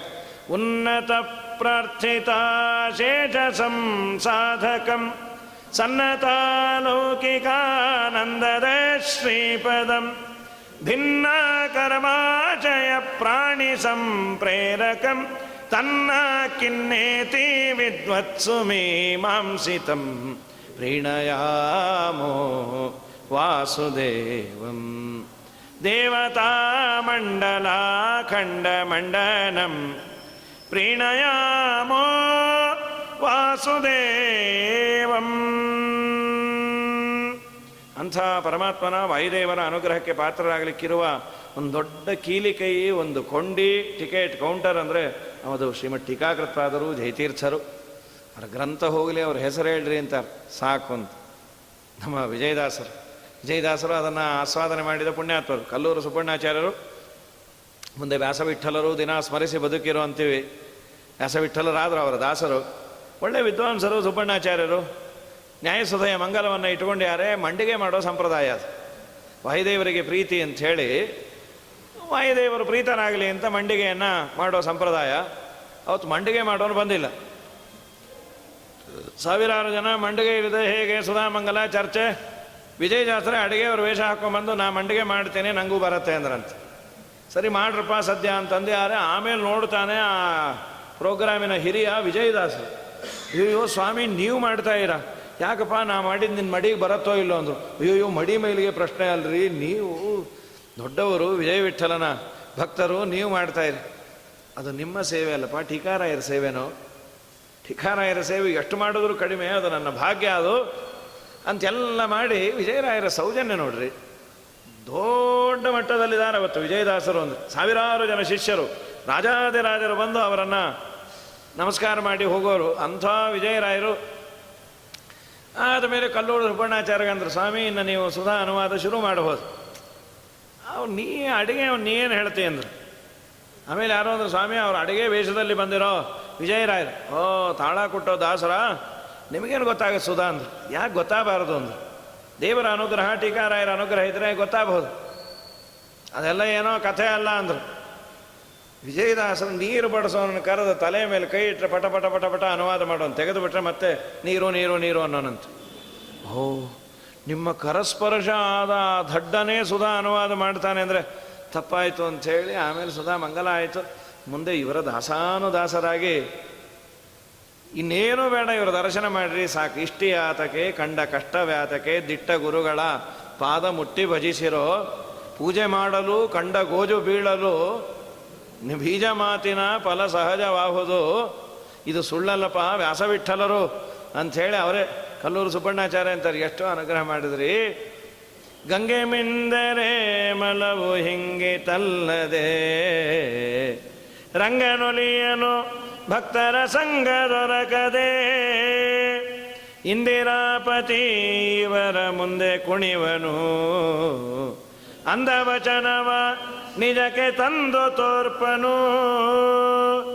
ಅಂಥ ಅದ್ಭುತವಾದ ಮಹಿಮೆಗಳನ್ನು ತೋರಿಸಿದ ಅಪೂರ್ವವಾದ ಕೃತಿ ಶ್ರೀಮನ್ ನ್ಯಾಯಸುಧೆ. ಅದನ್ನು ರಚನೆ ಮಾಡಿಕೊಟ್ಟ ಪುಣ್ಯಾತ್ಮರು ಶ್ರೀಮಠ್ ಟೀಕಾಕೃತ್ಪಾದರು ಜಯತೀರ್ಥರು.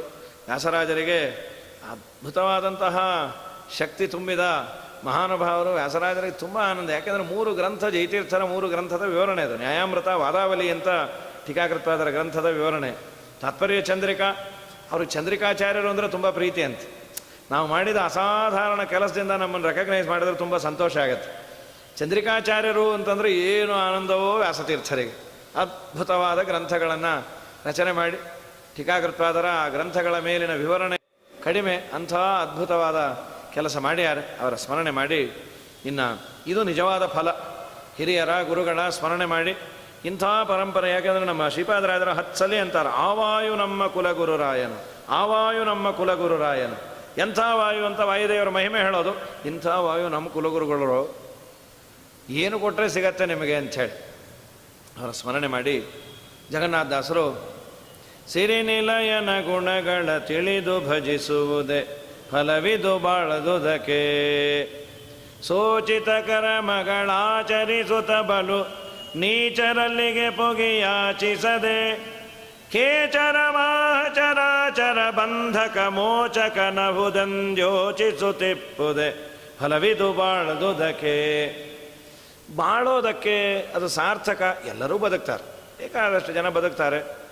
ಕೆಲವರಿಗೆ ಈಗ ದೂರದ ಬೆಟ್ಟ ನುಣ್ಣಗೆ ಅಂತ, ನಾವು ನಮ್ಮನ್ನು ನೋಡೋದಕ್ಕಿಂತ ಬೇರೆಯವ್ರನ್ನ ನೋಡಿ ಆನಂದ ಪಡೋದೇ ಹೆಚ್ಚು. ಅವ್ರು ಏನು ಚೆನ್ನಾಗಿದ್ದಾರೆ ನೋಡು, ಇವು ಅವ್ರ ಮಡಿ ಮೇಲಿಗೆ ಬಿಟ್ಟಿರ್ಬೋದು, ಬಟ್ ತುಂಬ ಸುಖವಾಗಿದ್ದಾರಪ್ಪ ಅಂಥೇಳಿ ಅದು ಮೇಲೂ ನೋಡೋಕ್ಕೆ ಎಲ್ಲ ಚಂದ. ಒಳಗೆ ಹತ್ರ ಹೋದಾಗ ಎಲ್ಲರ ಮನೆ ದೋಸೆ ತೂತು ಅಂಥೇಳಿ ಎಲ್ಲರ ಮನೆಯಲ್ಲೂ ಹಣೆ ಬರಹ ಇದ್ದದ್ದೇ ಅದು. 108 ಸಮಸ್ಯೆ ಅದು. ಪ್ರಹ್ಲಾದರಾದರೆ ಭಾಗವತ ಪ್ರತಿಪಾದ್ಯರು ನಾವೆಲ್ಲ. ಅವರಂತಾರೆ, ಕುತ್ರಾಶಿಷಃ, ನಮಗೆ ಬರುವ ಆಸೆಯಲ್ಲಿ ಆ ಆಸೆಗೆ ಉಪಶಮನ ಮಾಡಲಿಕ್ಕೆ ನಾವು ಫೀಡ್ ಮಾಡೋ ಜಲ ಎಲ್ಲಿ ಕಾಡ್ಗಿಚ್ಚಿನಷ್ಟು ಆಸೆ ಅಂತೆ. ಅದನ್ನು ಆರಿಸ್ಲಿಕ್ಕೆ ಬಳಸೋ ನೀರು ಫೈರ್ ಇಂಜಿನ್ನೂ ಅಲ್ಲ. ಒಂದು ಲೋಟ ನೀರು ಹಿಡ್ಕೊಂಬಂದು ಲೋಟ ನೀರು ಹಾಕ್ತಾ ಇಲ್ಲ, ಆ ನೀರಲ್ಲಿ ಕೈ ಅದ್ದಿ ಹೀಗೆ ಸಿಡಿಸ್ತಾ ಇದ್ದೀವಿ, ಆರು ಆರು ಆರು ಆರು ಅಂತ. ಅದು ಎಲ್ಲಿ ಆರಬೇಕು? ನಮಗೆ ಇರುವ ಬಯಕೆ ಕಾಡ್ಗಿಚ್ಚಿನಷ್ಟು, ಆರಿಸ್ಲಿಕ್ಕೆ ಬಳಸೋ ನೀರಿಷ್ಟು, ಆ ಫೀಡ್ ಮಾಡೋ ಸುಖ ಎಷ್ಟು. ಕುತ್ರಾಶಿತ ಶ್ರುತಿ ಸುಖ ಮೃಗತೃಷ್ಣ ರೂಪ. ಏನೋ ಚಂದ ಇರುತ್ತೆ. ಅತ್ತೆ ಸೊಸೆ ಇಬ್ಬರು ಒಟ್ಟಿಗೆ ಹೋಗ್ತಾರೆ, ಏನು ಆನಂದಪ್ಪ. ಅದು ಇಬ್ಬರು ಒಟ್ಟಿಗೆ ಹೋಗೋದು ಯಾಕೆಂದರೆ ಇವ್ರ ಮೇಲೆ ಅವ್ರಿಗೆ ಡೌಟು, ಅವ್ರ ಮೇಲೆ ಇವ್ರಿಗೆ ಡೌಟು. ಇವ್ರು ಮಾರ್ಕೆಟ್ಗೆ ಹೋದ್ರೆ ಏನು ತೊಗೋತಾರಂತ ಅವ್ರನ್ನ ಇವ್ರು ನೋಡೋದು, ಇವ್ರನ್ನ ಇಬ್ಬರು ಹೋಗಿ ಮಾರ್ಕೆಟಿಂದ ವಾಪಸ್ ಬರೋದು. ಮಾರ್ಕೆಟ್ ಇದ್ದಲ್ಲೇ ಇದೆ ಅಲ್ಲ, ಹಾಂ ಇದ್ದಲ್ಲೇ ಇದೆ, ಚೆನ್ನಾಗಿದೆ ಅಂಥೇಳಿ. ಅದು ಎಲ್ಲರ ಮನೆಯ ಹಣೆ ಬರವೂ ಇದೆ. ನಮ್ಮ ಜೀವನದ ಸಾರ್ಥಕತೆಗೆ ಮಾನದಂಡ ಯಾವುದು ಅಂದರೆ ಸಿರಿನಿಲಯನ ಗುಣಗಳ ತಿಳಿದು ಭಜಿಸುವುದೇ ಫಲವಿದು ಬಾಳದುದಕ್ಕೆ. ಕೇವಲ ಭಜನೆ ಪ್ರಯೋಜನ ಇಲ್ಲ. ಅರ್ಥಾನುಸಂಧಾನ ಇಲ್ಲದ ಭಜನೆಗೆ ಹೆಚ್ಚು ಪ್ರಯೋಜನ ಇಲ್ಲ, ಅದರ ತನ್ಮಯತೆಯೂ ಇರೋದಿಲ್ಲ. ಅರ್ಥಾನುಸಂಧಾನ ಇದ್ದಾಗ ಹೆಚ್ಚು ಪುಣ್ಯ ಬರುತ್ತೆ. ಇನ್ನು ಬರೀ ತಿಳುವಳಿಕೆ ಇದೆ, ಬೇಕಾದಷ್ಟು ತಿಳುವಳಿಕೆ ಇದೆ, ಅಷ್ಟು ಸಾಕ ಇಲ್ಲ ಅಂದ್ರೆ ನಿನಗೆ ಭಜನೆಯೂ ಬೇಕು. ನಿಜವಾಗಲೂ ಭಜನೆ ಬೇಕೇ ಬೇಕು. ಯಾರ ಜನ್ಮ ಸಾರ್ಥಕ ಆಯಿತು, ಜನ್ಮ ಸಾರ್ಥಕತೆಗೆ ಮಾನದಂಡ ಯಾವುದು ಅಂತ ಪ್ರಶ್ನೆ ಮಾಡಿದರೆ ಇವೆಲ್ಲ ಕೇಳಿದರೆ ದ್ವಿತೀಯ ಸ್ಕಂದ ಭಾಗವತದ ಪ್ರಾರಂಭದಲ್ಲೇ ಮನುಷ್ಯನ ಜನ್ಮ ಸಾರ್ಥಕ ಆಯಿತು ಅಂದರೆ ಏನು ಮಾಡಬೇಕು? ಜನ್ಮಲಾಭ ಪರಪುಂಸ ಅಂತೆಯೇ ನಾರಾಯಣ ಸ್ಮೃತಿ. ಕಡೆಗಾಲದಲ್ಲಿ ದೇವರ ಸ್ಮರಣೆಯನ್ನು ಮಾಡಿ ಪ್ರಾಣ ಬಿಟ್ಟರೆ ಅವನ ಜನ್ಮ ಸಾರ್ಥಕ.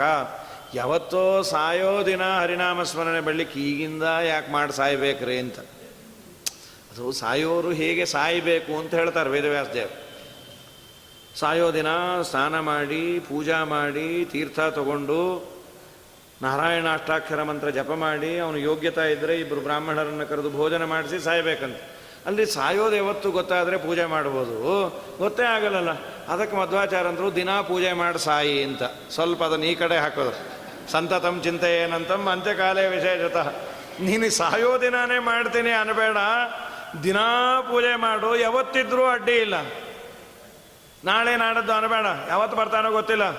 ನಾಳೆ ನೋಡೋಣೆನ್ನ ಬ್ಯಾಡಣ್ಣ, ಕೇಳಣ್ಣ ನಿನ್ನ ಬಾಳು ಅಸ್ಥಿರವೆಂದು ತಿಳಿಯಣ್ಣ. ಬಾಳುವ ಕಾಲದಿ ಯಮನು ಪಾಳೆಗಾರನಂತೆ ಬರಲು, ಕುಳಿಪಿಳ್ಳೆ ಆಡುವಾಗ ಹಾಳು ಹದ್ದಿನಂತೆ ಒಯ್ಯುವ ಊರ ದೇವರ ಮಾಡಬೇಕಣ್ಣ. ತನ್ನೊಳಗೆ ತಾನು ಊರ ದೇವರ ಮಾಡಬೇಕಣ್ಣ. ಮುಂದೆ ಇಂಥ ಜನ್ಮ ಬರದಣ್ಣ. ಕೇಳಣ್ಣ ನೀನು ಮಂದಮತಿಯೂ ಆಗಬೇಡಣ್ಣ. ಹಿಂದಿನ ಕಷ್ಟವ ಮರೆದು ಮುಂದಿನ ಹಮ್ಮನ್ನು ತೊರೆದು ತಂದೆ ಪುರಂದರ ವಿಠಲನ್ನ ಹೊಂದಲು ನೀ ಮುಕ್ತನಣ್ಣ ಊರದೇವರ ಮಾಡಬೇಕಣ್ಣ ತನ್ನೊಳಗೆ ತಾನು ಊರದೇವರ ಮಾಡಬೇಕಣ್ಣ. ಎಲ್ಲ ಬಂದಿದ್ದೋ ಯಾವ ನಾಯಿಯೋ ನರಿಯೋ ಏನೋ ಮುಂದೇನಾಗ್ತೀವೋ ಗೊತ್ತಿಲ್ಲ, ಬಂದಾಗ ಮಾಡು ಅಂದರು. ಹಾಗಾದರೆ ಜನ್ಮ ಸಾರ್ಥಕತೆಗೆ ಮಾನದಂಡ ಅಂತೇ ನಾರಾಯಣ ಸ್ಮೃತಿ, ಕಡೆಗಾಲದಲ್ಲಿ ದೇವರ ಧ್ಯಾನ ಮಾಡು. ಅದನ್ನು ಮಾಡಬೇಕಾದ್ರೆ ಏನು ಮಾಡಬೇಕು ಅಂದರೆ ತಸ್ಮಾತ್ ಭಾರತ ಸರ್ವಾತ್ಮ, ಕಡೆಗಾಲದಲ್ಲಿ ನಿನಗೆ ಬರಬೇಕಾ, ಈಗಿಂದ ನೀನು ಕೇಳು. ಅದು ಯಾವಾಗ ಕೇಳು ಅಂದರೆ ಕೇಳಿದ್ದು ನೆನಪುಳಿಯುವ ವಯಸ್ಸಿನಲ್ಲಿ ಕೇಳು. ನೀನು ಪೋಸ್ಟ್ಪೋನ್ ಮಾಡ್ತಾ ಇದ್ರೆ ಕೇಳಬೇಕು ಅನ್ನೋದೇ ಮರೆತು ಹೋಗ್ತೀವಿ. ಆಮೇಲೆ ಕೇಳಿದ್ದನ್ನು ಮರೆಯೋದಲ್ಲ, ಕೇಳಬೇಕು ಅನ್ನೋದೇ ಮರೆತು ಹೋಗ್ತೀವಿ. ಒಂದು ವಯಸ್ಸಿನಲ್ಲಿ ಧಾರಣಾ ಶಕ್ತಿ ದೇವರು ಕೊಟ್ಟಿರ್ತಾನೆ, ಎಲ್ಲವನ್ನ ತಿಳಿದು ಅದು ಉಳಿಯುವಂತ. ನೋಡಿ, ನಿಮ್ಮ ಸಣ್ಣ ವಯಸ್ಸಿನಲ್ಲಿ ಕಲಿತ ಸಂಧ್ಯಾವಂದನೆ, ಒಂದಿಷ್ಟು ಮಂತ್ರ ಸ್ತೋತ್ರ ಸಾಯೋವರೆಗೂ ನೆನಪಿರುತ್ತೆ. 5-6ನೇ ವರ್ಷದಲ್ಲಿ ನಮಗೆ ತಲೆಯಲ್ಲಿ ಯಾವ ಯೋಚನೆ ಇರಲ್ಲ. ಸಂಸಾರ, ಇನ್ನೊಂದು, ದುಡ್ಡು ಕಾಸು, ಮನೆ ಮಠ, ಮುಖ್ಯವಾಗಿ ದ್ವೇಷ ಅಸೂಯೆ ಈ ಥರದ್ದು ಯಾವ ಭಾವನೆಗಳಿರಲ್ಲ. ಆ ಮನಸ್ಸಿನಲ್ಲಿ ತಿಳಿದದ್ದು ಗಟ್ಟಿಯಾಗಿ ಉಳಿಯುತ್ತೆ. ದೊಡ್ಡವರಾಗ್ತಾ ಆಗ್ತಾ ಆಗ್ತಾ ಆಗ್ತಾ ಆಗ್ತಾ ಆ ಮನಸ್ಸಿನಲ್ಲಿ ಬೇಡದೇ ಇರೋದೆಲ್ಲ ಫಿಲ್ ಆಗ್ಬಿಡತ್ತೆ. ಅದು ಎಷ್ಟು ಹೊರಗೆ ಕಳಿಸಿದ್ರು ಮತ್ತೆ ಮತ್ತೆ ಕಟ್ತಾನೇ ಇರತ್ತೆ. ಇದೆಲ್ಲ ದೇವರ ವಾರ್ತೆ ಎರೇಸ್ ಆಗ್ಬಿಡತ್ತೆ. ಎಷ್ಟೇ ದೇವರ ಬಗ್ಗೆ ಕೇಳಿದ್ರು ಕೇಳದಾಗೇನೋ ಇರತ್ತೆ. ಒಂದು 3-4 ಕಡೆ ವೈರಾಗ್ಯ ಬಂದ್ಬಿಡತ್ತೆ ನಮಗೆ. ಪುರಾಣ ಕೇಳಿದ ಮೇಲೆ ಆ ಮುಗೀತು ಬಿಡ್ರಿ, ಇನ್ನು ಮುಗದೇ ಹೋಯ್ತು, ಇವತ್ತಿನಿಂದ ಇನ್ನು ಎಲ್ಲ ಬಿಟ್ಟು ಬಿಡೋದು. ಹೊರಗೆ ಹೋಗ್ತಾನೆ ಅನ್ನೋದು ಏನೋ ಲೇಟ್ ಆಗೋಯ್ತು, ಅನ್ನಕ್ಕಿಟ್ಟಿದ್ದೆ ಏನಾಗುತ್ತೋ ಏನೋ. ಗರ್ಭೆ ವ್ಯಾಧೌ ಸ್ಮಶಾನೇ ಚ ಪುರಾಣೇ ಯಾಮತಿರ್ಭವೇತ್ ಸಾಯದಿ ಸ್ಥಿರತಾಮ್ಯಾತಿ ಕೋನಮುಚ್ಚೇತ ಬಂಧನಾತ್. 4 ಕಡೆ ಮನುಷ್ಯನಿಗೆ ವೈರಾಗ್ಯ ಬರುವ ಸ್ಥಳ ಅಂತ. ಗರ್ಭದಲ್ಲಿದ್ದಾಗ, ತಾಯಿ ಗರ್ಭದಲ್ಲಿದ್ದಾಗ ಪ್ರಚಂಡ ವೈರಾಗ್ಯ ಇರುತ್ತೆ. ಸ್ವಾಮಿ, ನಾನಿನ್ನು ಹೊರಗೆ ಹೋದೆ ಅಂದರೆ ನಾರಾಯಣ ಕೃಷ್ಣ ಗೋವಿಂದ ಅನ್ನೋದು ಬಿಟ್ಟು ಬೇರೆ ಏನೇನೇನೇನೇನೋ ಮಾಡೋದಿಲ್ಲ ಅಂತ. ಹೊರಗೆ ಬಂದ ಮೇಲೆ ನಾರಾಯಣ ಕೃಷ್ಣ ಗೋವಿಂದ ಅದು ಬಿಟ್ಟು ಬೇರೆ ಎಲ್ಲ ಮಾಡ್ತಾ ಇರ್ತೀವಿ. ಗರ್ಭೆ ವ್ಯಾಧೌ, ರೋಗ ರುಜಿನ ಹಿಡಿದು ಹಾಸಿಗೆ ಹಿಡಿದಾಗ ಅನ್ಕೋತಾ ಇರ್ತೀವಿ, ಈ ಸರಿ ಹೊಟ್ಟೋದ್ರೆ ದೇವ್ರ ಕಟ್ಟೆ ಬಿಟ್ಟರೆ ತುಳಸಿ ಕಟ್ಟೆ ಬಿಟ್ಟರೆ ಬಾವಿ ಕಟ್ಟೆ, ಒದ್ದೆ ಬಿಟ್ಟರೆ ಧಾವಳಿ ಬಿಟ್ಟರೆ ಮಡಿ, 3 ಪಾಯಿಂಟ್ ಪ್ರೋಗ್ರಾಮ್ ಅಂತ ಇನ್ನೇನು ಮಾಡಲ್ಲ. ಸರಿ ಹೋದ್ಮೇಲೆ ಆ ಸುದ್ದಿಗೆ ಹೋಗಲ್ಲ. ಇನ್ನು 2 ದಿನ ಇರ್ತೀನೋ ಏನೋ ರೀ, ಆಮೇಲೆ ನೋಡೋಣ, ದೇವ್ರ ಹತ್ರನೇ ಹೋಗ್ತೀನಲ್ಲ ಆಮೇಲೆ, ಈಗ ಯಾಕೆ ಅಂಥೇಳಿ. ಇದು ಮನುಷ್ಯನ ದೌರ್ಭಾಗ್ಯ ಏನಂದರೆ, ರೋಗ ರುಜಿನ ಬಂದಾಗ 108 ಪ್ರತಿಜ್ಞೆಗಳನ್ನು ಮಾಡ್ತೀವಿ, ಸರಿ ಹೋದ ಮೇಲೆ ಸರಿ ಮಾಡಿದವನನ್ನು ಮರೆತು ಬಿಡ್ತೀವಿ. ಸ್ಮಶಾನೇಚ, ತುಂಬ ಬೇಕಾದವರು, ಮನೆಯ ದೊಡ್ಡ ಆಧಾರ ಸ್ತಂಭ, ಅವರು ಹೋದಾಗ ಈ ಭಾವನೆ ಇರುತ್ತೆ, ಇನ್ನೇನು ಮುಗಿದೋಯ್ತು ಅವ್ರ ಹಿಂದೆಲ್ಲ. ದೇವರು ಇದೊಂದು ದೊಡ್ಡ ಉಪಕಾರ ಮಾಡಿರೋದು. ಕಾಲದಲ್ಲಿರುವ ಮದ್ದು ಏನು ಅಂದರೆ ಮರವು ಕೊಡ್ತಾನೆ. ಹೋದ ದಿವಸ ಇರುವ ದುಃಖ 10 ದಿವಸಕ್ಕಿರೋದಿಲ್ಲ, ವರ್ಷ ಆದಮೇಲೆ ಕಡಿಮೆ, ವರ್ಷಾನುಗಟ್ಟಲೆ ಆದಮೇಲೆ ಮರತೇ ಹೋಗುತ್ತೆ. ಇಲ್ಲ ಅಂದರೆ ಗತಿ ಏನು, ಬದುಕೋದು ಹೇಗೆ? ಹೋದ ದಿವಸದ ದುಃಖ ಸಾಯೋವರೆಗೂ ನಮಗಿತ್ತು ಅಂತಾದರೆ ಬದುಕೋದು ಹೇಗೆ? ಇದು ದೇವರು ಮಾಡುವ ದೊಡ್ಡ ಉಪಕಾರವೂ ಹೌದು. ಪುರಾಣೇ ಯಾಮತಿರ್ಭವೇತ್, ಭಾರಿ ಪುರಾಣವನ್ನು ಕೇಳಿ ವೈರಾಗ್ಯದ ಸಾಕಾರ ಮೂರ್ತಿಗಳಾಗಿ ಮನೆಗೆ ಹೋಗೋದರಲ್ಲಿ ಏನು ಹೇಳಿದ್ರು ಇವತ್ತು ಪುರಾಣ ಅದ್ಭುತವಾಗಿತ್ತು. ಅದನ್ನೇನು ಕೇಳಬೇಡ, ಅದನ್ನು ಅಂಥ ಅದ್ಭುತವಾದ. ನನಗೆ ಎಷ್ಟು ವೈರಾಗ್ಯ ಬಂದಿದೆ ಅಂದರೆ ಆ ಪುರಾಣವನ್ನು ಅವ್ರ ಹತ್ರನೇ ಬಿಟ್ಟು ಬಂದ್ಬಿಟ್ಟೇನೆ ಅಂಥೇಳಿ. ಇದು ನಮ್ಮ ದೌರ್ಬಲ್ಯವೂ ಹೌದು, ದೌರ್ಭಾಗ್ಯವೂ ಹೌದು.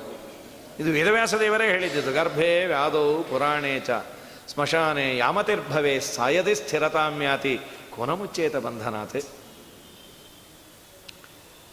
ಅದಕ್ಕೆ ಹಾಗಾದರೆ ಏನು ಫಲವಿದು ಮಾಡೋದು? ಅದಕ್ಕೆ ಏನನ್ನು ಮಾಡಿದರೆ ದೇವರ ಬಗ್ಗೆ ತಿಳಿ. ಭಾಗವತ ಅಂತೂ ಕಡೆಗಾಲದಲ್ಲಿ ನಿನಗೆ ಹರಿಸ್ಮರಣೆ ಬರಬೇಕು ಅಂದರೆ ನೀನು ಯಾವಾಗಲೂ ಯಾವುದನ್ನು ಚಿಂತನೆ ಮಾಡ್ತಾ ಇರ್ತೀಯೋ ಅದು ಮಾತ್ರ ಕಡೆಗಾಲದಲ್ಲಿ ಬರೋದು.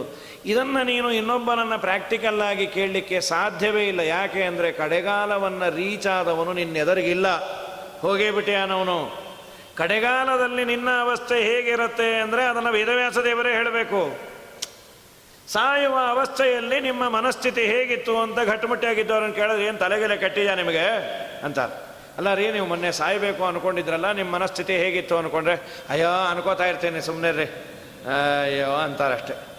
ಸಾಯುವ ಕಡೇ ಕ್ಷಣದಲ್ಲಿ ದೇವರು ವಾಸನೆಯನ್ನು ಹಾಕಿಬಿಡ್ತಾನಂತೆ. ನಾನು, ನನ್ನ ಹೆಂಡತಿ, ನನ್ನ ಮಕ್ಕಳು, ನಾನು ಹೋದ ಮೇಲೆ ಗತಿ ಏನು? ಇದು ನಾವು ನೀವು ಯಾವ ಗಿಡದ ತೊಪ್ಪಲು? ಭಗವಂತನಿಂದ ಉಪದೇಶವನ್ನು ಪಡೆದ ಜಡಭರತರು ದೇವರ ಮಕ್ಕಳಾಗಿ ಅವತಾರ ಮಾಡಿ ಚರಮಶರೀರ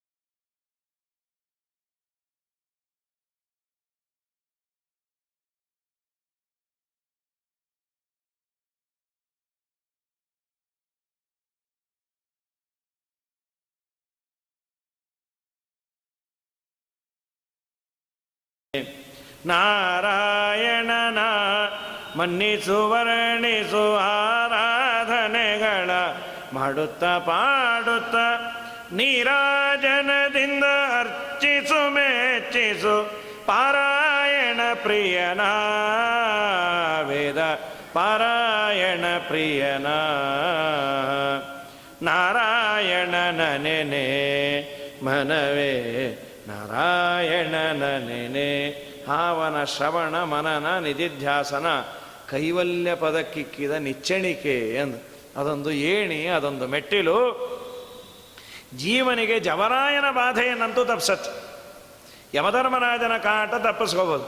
ಅದೇ ನಿಜವಾದ ಪರಲೋಕಕ್ಕೆ ತೆಗೆದುಕೊಂಡು ಹೋಗಬೇಕಾದ ಬುತ್ತಿ. ತುಂಬ ಕಾಸ್ಟ್ಲಿದು ಹೇಳಿಬಿಟ್ರೆ ಮಾಡೋದಿಲ್ಲ ನಾವು. ದಿನಾ ನೀವು ಹಿಮವತ್ ಪರ್ವತದ ತುದಿಯಲ್ಲಿ ಕೂತು ಸಂಧ್ಯಾವಂದನೆ ಮಾಡಿದ್ರೆ ಮಾತ್ರ ಯಮಧರ್ಮರಾಜ ನಿಮಗೆ ಶಿಕ್ಷೆ ಕೊಡಲ್ಲ. ಅಯ್ಯೋ, ಆ ಹಿಮಾಲಯ ಪರ್ವತಕ್ಕೆ ಹೋಗಿ ಶಿಕ್ಷೆಕಿನ್ನ ಯಮಧರ್ಮರಾಜನೇ ಹೊಡೀಲಿ ಅಂತೀವಿ.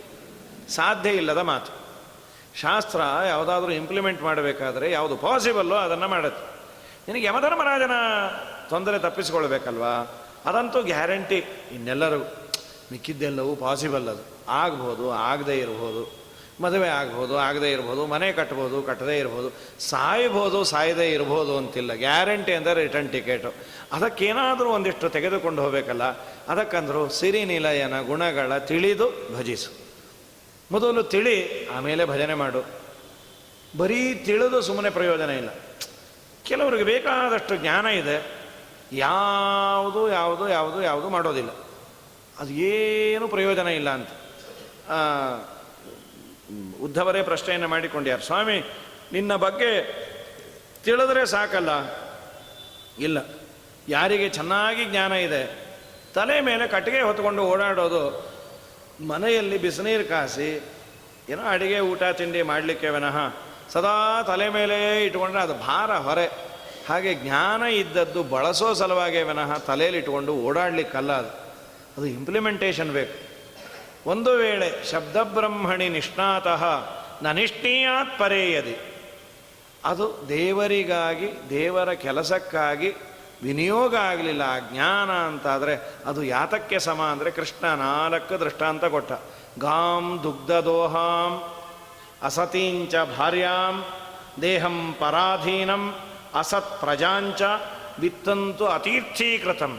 5 ದೇವರ ದೃಷ್ಟಾಂತ ಕೊಟ್ಟ. ಏನೇನು? ಗಾಂ ದುಗ್ಧದೋಹಾಂ, ಕೇವಲ ಹಾಲು ಮಾತ್ರ ಬೇಕು ಅನ್ನುವ ದೃಷ್ಟಿಯಿಂದ ಆಚಾರ್ಯರಲ್ಲೊಂದು ಸೂಕ್ಷ್ಮ ಅಂಶವನ್ನು ಹೇಳ್ತಾರೆ. 1000 ಗೋವನ್ನು ಕಟ್ಟಿದಾನೊಬ್ಬ, 1,000 ಆಕಳು ಇದೆ. ಆದರೆ ದಿನಾ ಅವನು 1 ಲೀಟ್ರ್ ಹಾಲು ಸಲುವಾಗಿ ಕ್ಯೂ ನಿಂತು ಒಂದು ಪಾಕೆಟ್ ತೊಗೊಂಡು ಹೋಗ್ತಾ ಇದ್ದ. ಯಾರೋ ಕೇಳಿದ್ರು, ನಿಮ್ಮ ಮನೇಲಿ 1000 ಹಸು ಇದೆಯಲ್ಲ, ರಾಯರೇ ಹಸು ಹಾಲು ಬೇರೆ ಕೊಡತ್ತಾ? ನಮ್ಮದು ಗಂಜಲ ಸೆಗಣಿ ಹೋದಾಗೆಲ್ಲ ಸೆಗಣಿನೇ ಹಾಕತ್ತ ಅಷ್ಟೇ ಅಂತ. ಅಂಥ ಆಕಳಿದ್ದೇನು ಪ್ರಯೋಜನ? ಯಾವಾಗ ಹಾಲಿಗಾಗಿ ಆಕಳು ಕಟ್ಕೊಂಡಿದ್ರೆ, ಆಚಾರ್ಯರಂದ್ರು ಗೋಸೇವೆಗಾಗಿ ಕಟ್ಕೊಂಡಿದ್ರೆ ಅದು ದೊಡ್ಡ ಪುಣ್ಯವೇ ಅಂತ. ನೀಲಾವರ ಅಂತ ಗೋಶಾಲೆಯನ್ನು ಮಾಡ್ಯಾರ ಪೇಜಾವರ ಸ್ವಾಮಿಗಳು. ಸಣ್ಣವರು ನಿಜವಾಗಲೂ ನೋಡಬೇಕಾದದ್ದು. ಹೆಮ್ಮೆಯಿಂದ ಮಾಧ್ವರು ಹೇಳಬಹುದು. 1,000 ಗೋವುಗಳು, 27 ಎಕರೆ ಭೂಮಿ ಅದು. ಉಡುಪಿಯಿಂದ 25 ಕಿಲೋಮೀಟ್ರ್ ದೂರದಲ್ಲಿದೆ, ಅಭಯಾರಣ್ಯ ಇದ್ದಾಗದು ಗೋವುಗಳಿಗೆಲ್ಲ. 1,000 ಗೋವು. 1,000 ಗೋವಲ್ಲಿ ಹಸು ಹಾಲು ಎಷ್ಟು ಕೊಡ್ಬೋದು? 1,000, ಒಂದೊಂದು ಲೀಟ್ರ್ ಕೊಟ್ಟರು 1,000 ಲೀಟ್ರ್. ಇಡೀ ಗೋಶಾಲೆಯಲ್ಲಿರುವ ಎಲ್ಲ ಆಕಳುಗಳು ಸೇರಿ ಕೊಡೋದು ಒಂದು 20 ಲೀಟ್ರ್. ಎಲ್ಲ ಬರಡು. ಸರ್ಕಾರವನ್ನು ಕೇಳೋದು, ಏನಾದರೂ ಒಂಚೂರು ನಮಗೆ ಸಹಾಯ ಮಾಡಿರಿ, ಕಸಾಯಿ ಖಾನೆಗೆ ಹೋಗೋ ಆಕಳನ್ನೆಲ್ಲ ನಿಮಗೆ ಕೊಡ್ತೀವಿ ಅಂತ. ಇದೇ ಸರ್ಕಾರದ ಸಹಾಯ. ಆಗಲಿ ಕಳಿಸ್ರಿ ಅಂತ. 1,000 ಆಕಳು ಏನೂ ಪ್ರಯೋಜನ ಇಲ್ಲ ಹಾಲಿನ ದೃಷ್ಟಿಯಿಂದ. ಆದರೆ ಅದನ್ನು ಸಾಕಿ ಪ್ರತಿ ತಿಂಗಳು 7 ಲಕ್ಷ ರೂಪಾಯಿ ಖರ್ಚು ಬರುತ್ತದು. ಅಷ್ಟನ್ನೂ ಸಂಗ್ರಹ ಮಾಡಿ. ದೊಡ್ಡ ವಿಶೇಷ ಅಂದರೆ ದೊಡ್ಡವರಲ್ಲಿ 1 ಪೈಸಾ ತೊಗೊಳ್ಳೋದಿಲ್ಲ ಅವರು. ದೊಡ್ಡ ಪೇಜಾವರ ಸ್ವಾಮಿಗಳಿಗೆ ಗೊತ್ತಿಲ್ಲ ಅದು ಹಣದ್ದು. ಇವರೇ ಎಲ್ಲ ಕಡೆ ಸಂಗ್ರಹ ಮಾಡಿ ಗೋಶಾಲೆಯನ್ನು, ಅಲ್ಲಲ್ಲೇ ನೀವು ಅಡ್ವರ್ಟೈಸ್ಮೆಂಟು ನೋಡಿರ್ಬೋದು, ಗೋಶಾಲೆಯನ್ನು ತುಂಬ ಚೆನ್ನಾಗಿ ನಡೆಸ್ತಾ ಇದ್ದಾರೆ. ಏನೂ ಕೊಡೋದಿಲ್ಲ ಅದು. ಸಣ್ಣ ಈ ಅಮ್ಮನ ಹತ್ರ ಮಕ್ಕಳು ಓಡಿ ಬಂದಂತೆ ಇವರು ಹೋದರೆ ಓಡಿ ಬರುತ್ತೆ. ಎಲ್ಲ ಪುಟ್ಟು ಕರುಗಳೆಲ್ಲ ಅವ್ರ ಹತ್ರ ಬಂದು ಮೂಸು ನೋಡಿ ಮುದ್ದಾಡಿ. ಸಣ್ಣ ಪೇಜಾವರ ಸ್ವಾಮಿಗಳು ತುಂಬ ದೊಡ್ಡ ಗೋಸೇವೆಯನ್ನು ಮಾಡ್ತಾರೆ. ನಿಜವಾಗಲೂ ಅದು ದೊಡ್ಡ ಸೇವೆ. ಗಾಮ್ ದುಗ್ಧ ದೋಹ, ಹಾಲೇ ಕೊಡದ ಹಸು, ಹಾಲಿಗೆ ಮಾತ್ರ ಅನ್ನೋ ದೃಷ್ಟಿಯಿಂದ ಇದ್ದರೆ. ಸೇವೆ ಅನ್ನೋದಿದ್ದರೆ 1,000 ಅಲ್ಲ 10,000 ಇದ್ದರೂ ಅಡ್ಡಿ ಇಲ್ಲ. ಅಸತೀಂ ಚ ಭಾರ್ಯಾಂ, ಹೆಂಡತಿ ಇದ್ದಾಳೆ. ಏತಿ ಅಂದರೆ ಪ್ರೇತಿ, ಏನೂ ಮಾತು ಕೇಳೋದಿಲ್ಲ. ಅಸತಿ ಭಾರ್ಯಾಂ ದೇಹಂ ಪರಾಧೀನಂ, ದೇಹ ಇದೆ ಪರಾಧೀನ. 2 ಹೆಜ್ಜೆ ಇಡಬೇಕು, 4 ಜನ ಬೇಕು. ಅಥವಾ ಪೂರ್ಣ ಬೆಡ್ ರಿಡನ್. ಹಾಗಿದ್ರೆ ಪಾಪ ಅವ್ರಿಗೂ ಕಷ್ಟ, ನೋಡ್ಕೊಂಬವ್ರಿಗೂ ಕಷ್ಟ, ಅವ್ರಿಗೂ ಕಸಿವಿಸಿನೇ ಆಗತ್ತೆ. ಎಷ್ಟು ದಿನ ಮಾಡಿಸ್ಕೊಂಬೋದಪ್ಪ ನಮ್ಮ ಕರ್ಮ ಅಂತ. ನಾನು ಭಾರಿ ದೊಡ್ಡ ದೇಹ ಇದೆ, ಅದನ್ನು ಆನಂದ ಪಡೋ ದೇಹ ಅಲ್ಲ. ಅಸತ್ ಪ್ರಜಾಂಚ, ಮಕ್ಕಳಿದ್ದಾರೆ, ಏನು ಮಾಡ್ತಾರೆ? ಏನು ಮಾಡೋದಿಲ್ಲ. ಮುಂಜಿ ಮಾಡಿದ ಮಾರನೇ ದಿನ ಜನವಾರನ ನಂಕೊಟ್ಟು ನೋವೇ ಪೆಟ್ಕೋ ನಾಯಿನ ಅಂತ ಹೊಟ್ಟೋದು. ಉಪನಯನ ಬೆಳಗ್ಗೆ, ಉದ್ಯಾಪನೆ ಸಾಯಂಕಾಲ. ಇಂಥ ಮಕ್ಕಳಿದ್ದೇನು ಪ್ರಯೋಜನ ಅಂದರು. ಅಸತ್ ಪ್ರಜಾಂಚ ವಿತ್ತಂತೂ ಅತೀರ್ಥೀಕೃತಂ, ಬೇಕಾದಷ್ಟು ದೇವರು ಹಣ ಕೊಟ್ಟಿಯಾನೆ, ಒಂದು ದಿವಸ ಅದನ್ನು ಸದ್ವಿನಿಯೋಗ ಮಾಡಲೇ ಇಲ್ಲ. ತೀರ್ಥ ಇಲ್ಲ, ಯಾತ್ರೆ ಇಲ್ಲ, ದಾನ ಇಲ್ಲ, ಧರ್ಮ ಇಲ್ಲ.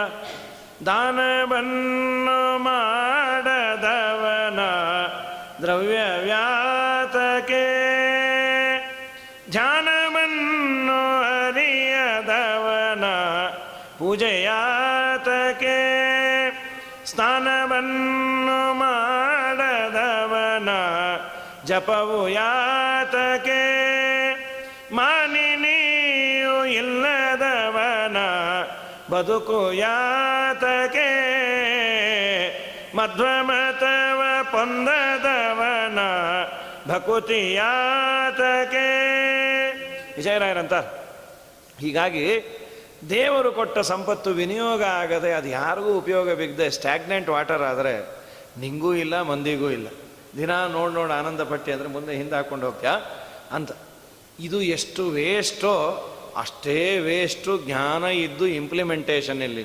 ಅದಕ್ಕಂದ್ರು ಜಗನ್ನಾಥದಾಸರು, ತಿಳಿಯೋದು ಒಂದು ಡಿಪಾರ್ಟ್ಮೆಂಟ್ ಆದರೆ ತಿಳಿದ ಮೇಲೆ ದೇವರನ್ನು ಭಜಿಸೋದು ಬಹಳ ದೊಡ್ಡದು. ತಿಳಿದು ಭಜಿಸುವುದೇ. ಏನನ್ನು ಭಜಿಸಬೇಕು? ಸಿರಿನಿಲಯನ ಗುಣಗಳ, ದೇವರ ಗುಣಗಳನ್ನು. ಅದನ್ನು ದೇವರನ್ನು ಏನಂತ? ಇವನು ಸಿರಿನಿಲಯ ಅಂತ ಭಜಿಸು ಸಾಕು, ಇನ್ನೇನು ಬೇಡ.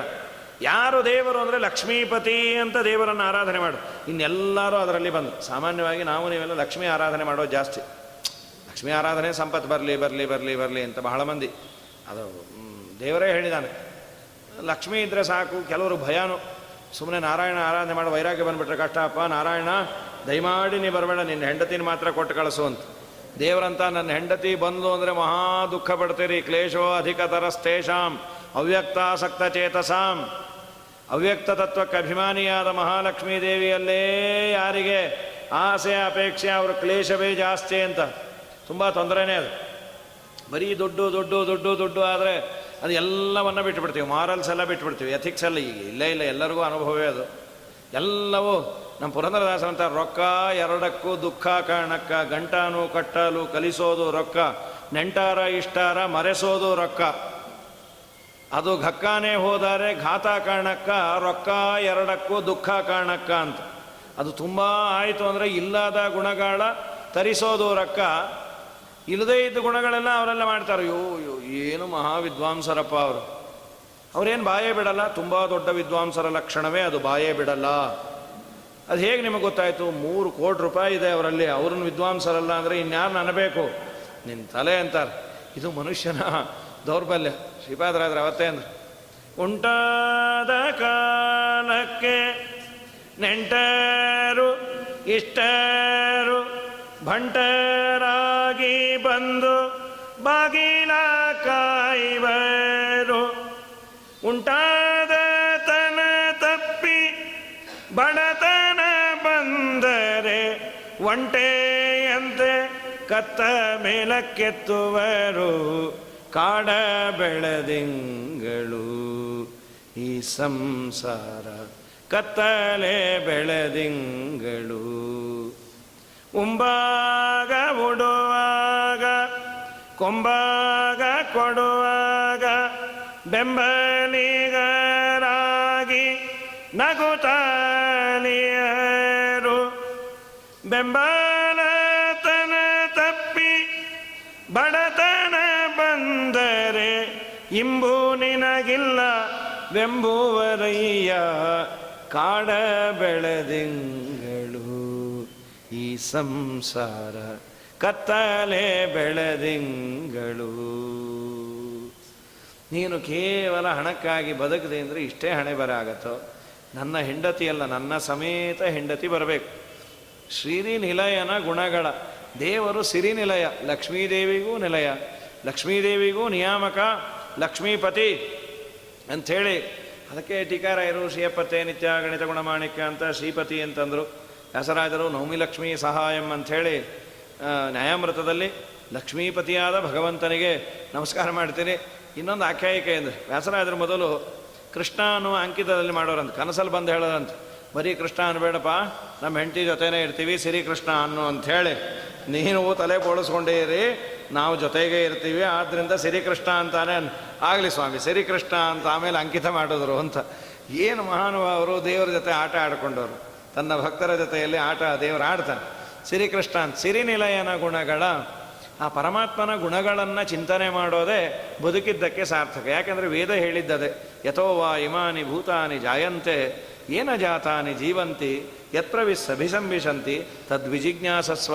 ಅವನನ್ನು ತಿಳಿ ಏನಂತ, ಗುಣಪರಿಪೂರ್ಣ ಅಂತ, ಈ ಜಗತ್ತಿಗೆ ನಿರ್ಮಾಣ ಕರ್ತರು ಅವನು ಅಂತ ದೇವರನ್ನು ಚಿಂತನೆ ಮಾಡು, ಅದು ಬದುಕಿದ್ದಕ್ಕೆ ಸಾರ್ಥಕ. ಸಿರಿನಿಲಯನ ಗುಣಗಳ ತಿಳಿದು ಭಜಿಸುವುದೇ. ತಿಳಿದ ಮೇಲೆ ಅವನನ್ನು ಭಜನೆ ಮಾಡು. ನಮ್ಮೆಲ್ಲರ ರಕ್ಷಕ ಅವನು, ನಮ್ಮೆಲ್ಲರ ತಂದೆ ತಾಯಿ, ಈ ಜನ್ಮವನ್ನು ಕೊಟ್ಟವನು ಅವನು. ಅವನ ಇಚ್ಛೆ ಇಲ್ಲದೆ ಯಾವುದೂ ಆಗಲ್ಲ. ಲಕ್ಷ್ಮೀದೇವಿಯೇ ಅವನ ಅಣತಿಯಲ್ಲಿದ್ದಾಳೆ ಅಂದರೆ ಇನ್ನು ನಾವೆಲ್ಲ ಯಾವುದು ಅಂತ ಸಿರಿನಿಲಯನ ಗುಣಗಳ, ಅಥವಾ ಸಿರಿ ಅಂದರೆ ಸಂಪತ್ತು. ನಿಜವಾದ ಸಂಪತ್ತು ಅಂದರೆ ಈಗ ದುಡ್ಡು ಕಾಸು ಅದೆಲ್ಲ ಹಾಳಾಗೋದು. ದೊಡ್ಡ ಸಂಪತ್ತು ಆರೋಗ್ಯ. ಅದಿದ್ದರೆ ಅವ್ರಿಗಿನ್ನ ಪುಣ್ಯಾತ್ಮರು ಯಾರೂ ಇಲ್ಲ ಅನ್ನೋ ಪರಿಸ್ಥಿತಿ ಬಂದಿದೆ. ಚೆನ್ನಾಗಿದೆ, ಏನೋ ದೇವರು ಗಟ್ಟಿಮುಟ್ಟಿಯಾಗಿ ಇಟ್ಟಿಯಾನಪ್ಪ, ಅದೇ ದೊಡ್ಡ ಸಂಪತ್ತು ಅಂತ. ಇಲ್ಲ, ಏನೇನೋ ಹೊಸ ರೋಗ, ಅದು ದೊಡ್ಡ ಆರೋಗ್ಯವೇ ಭಾಗ್ಯ. ಈಗ ನಮ್ಮವರೇ ಡಾಕ್ಟ್ರ್ ಇರ್ಬೋದು, ನಮ್ಮಲ್ಲಿ ಇನ್ಶೂರೆನ್ಸ್ ಇರ್ಬೋದು, ನಮಗೇನ್ರಿ ಏನಾದರೂ ಇನ್ಶೂರೆನ್ಸ್ ಕೊಡೋದು ಸರಿ. ನೋವು ಇಂಜೆಕ್ಷನ್ನು ಇನ್ಶೂರೆನ್ಸ್ ಅವ್ರಿಗೇನು ಕೊಡೋಲ್ಲ, ನಿಂಗೆ ಕೊಟ್ಟು ಸಾಯೋದಲ್ಲ. ನಮಗೇನು ಬೇಕಾದಾಗಲಿ ಇಂಜೆಕ್ಷನ್ ಎಲ್ಲ ಫ್ರೀ ಅಂದರೆ ನಿನಗೆ ನೋವು ಫ್ರೀ ಅಂಥೇಳಿ ಎಲ್ಲ ಮಾಡಲಿಕ್ಕಾಗಲ್ಲ. ಯಾವನೊಂದ ಫ್ರೀಗ ಅವಸ್ಥೆ ಫಿನೈಲ್ ನನ್ನ ತಾಗ್ತಾ ಅಂತ, ಫ್ರೀಯಾಗಿ ಬಂದರೆ ಫಿನೈಲ್ ನನ್ನ ಕುಡಿ. ಹೌದು, ಸಾಯ್ತಿ ಒದ್ದಾಟ. ನಿಂಗೆ ಇನ್ಶೂರೆನ್ಸ್ ಇರ್ಬೋದು, ನಿಮ್ಮ ಮಗನೇ ದೊಡ್ಡ ಪೋಸ್ಟಲ್ಲಿ ಇರ್ಬೋದು, ನೋವು ಅನುಭವಿಸೋನು ಯಾರು? ಅದು ದೊಡ್ಡ ಭಾಗ್ಯ ಅಂದರೆ ಆರೋಗ್ಯ, ಅದು ದೊಡ್ಡ ಸಂಪತ್ತು, ಅದು ಕೊಡಬೇಕು. ಆ ಆರೋಗ್ಯ ಕೆಡಲಿಕ್ಕೆ ಕಾರಣ ಏನು ಅಂದರೆ ಪಾಪ, ಜನ್ಮಾಂತರದ ಪಾಪ. ಅದನ್ನು ದೇವರೇ ನೀ ದೂರ ಮಾಡು. ನೀನು ಧನ್ವಂತರತಿ ಅಂದರು. ಧನ್ವನ್ ಅಂದರೆ ಪಾಪಗಳು, ಅದನ್ನು ತರತಿ ದಾಟಿಸ್ತಾನಂತ.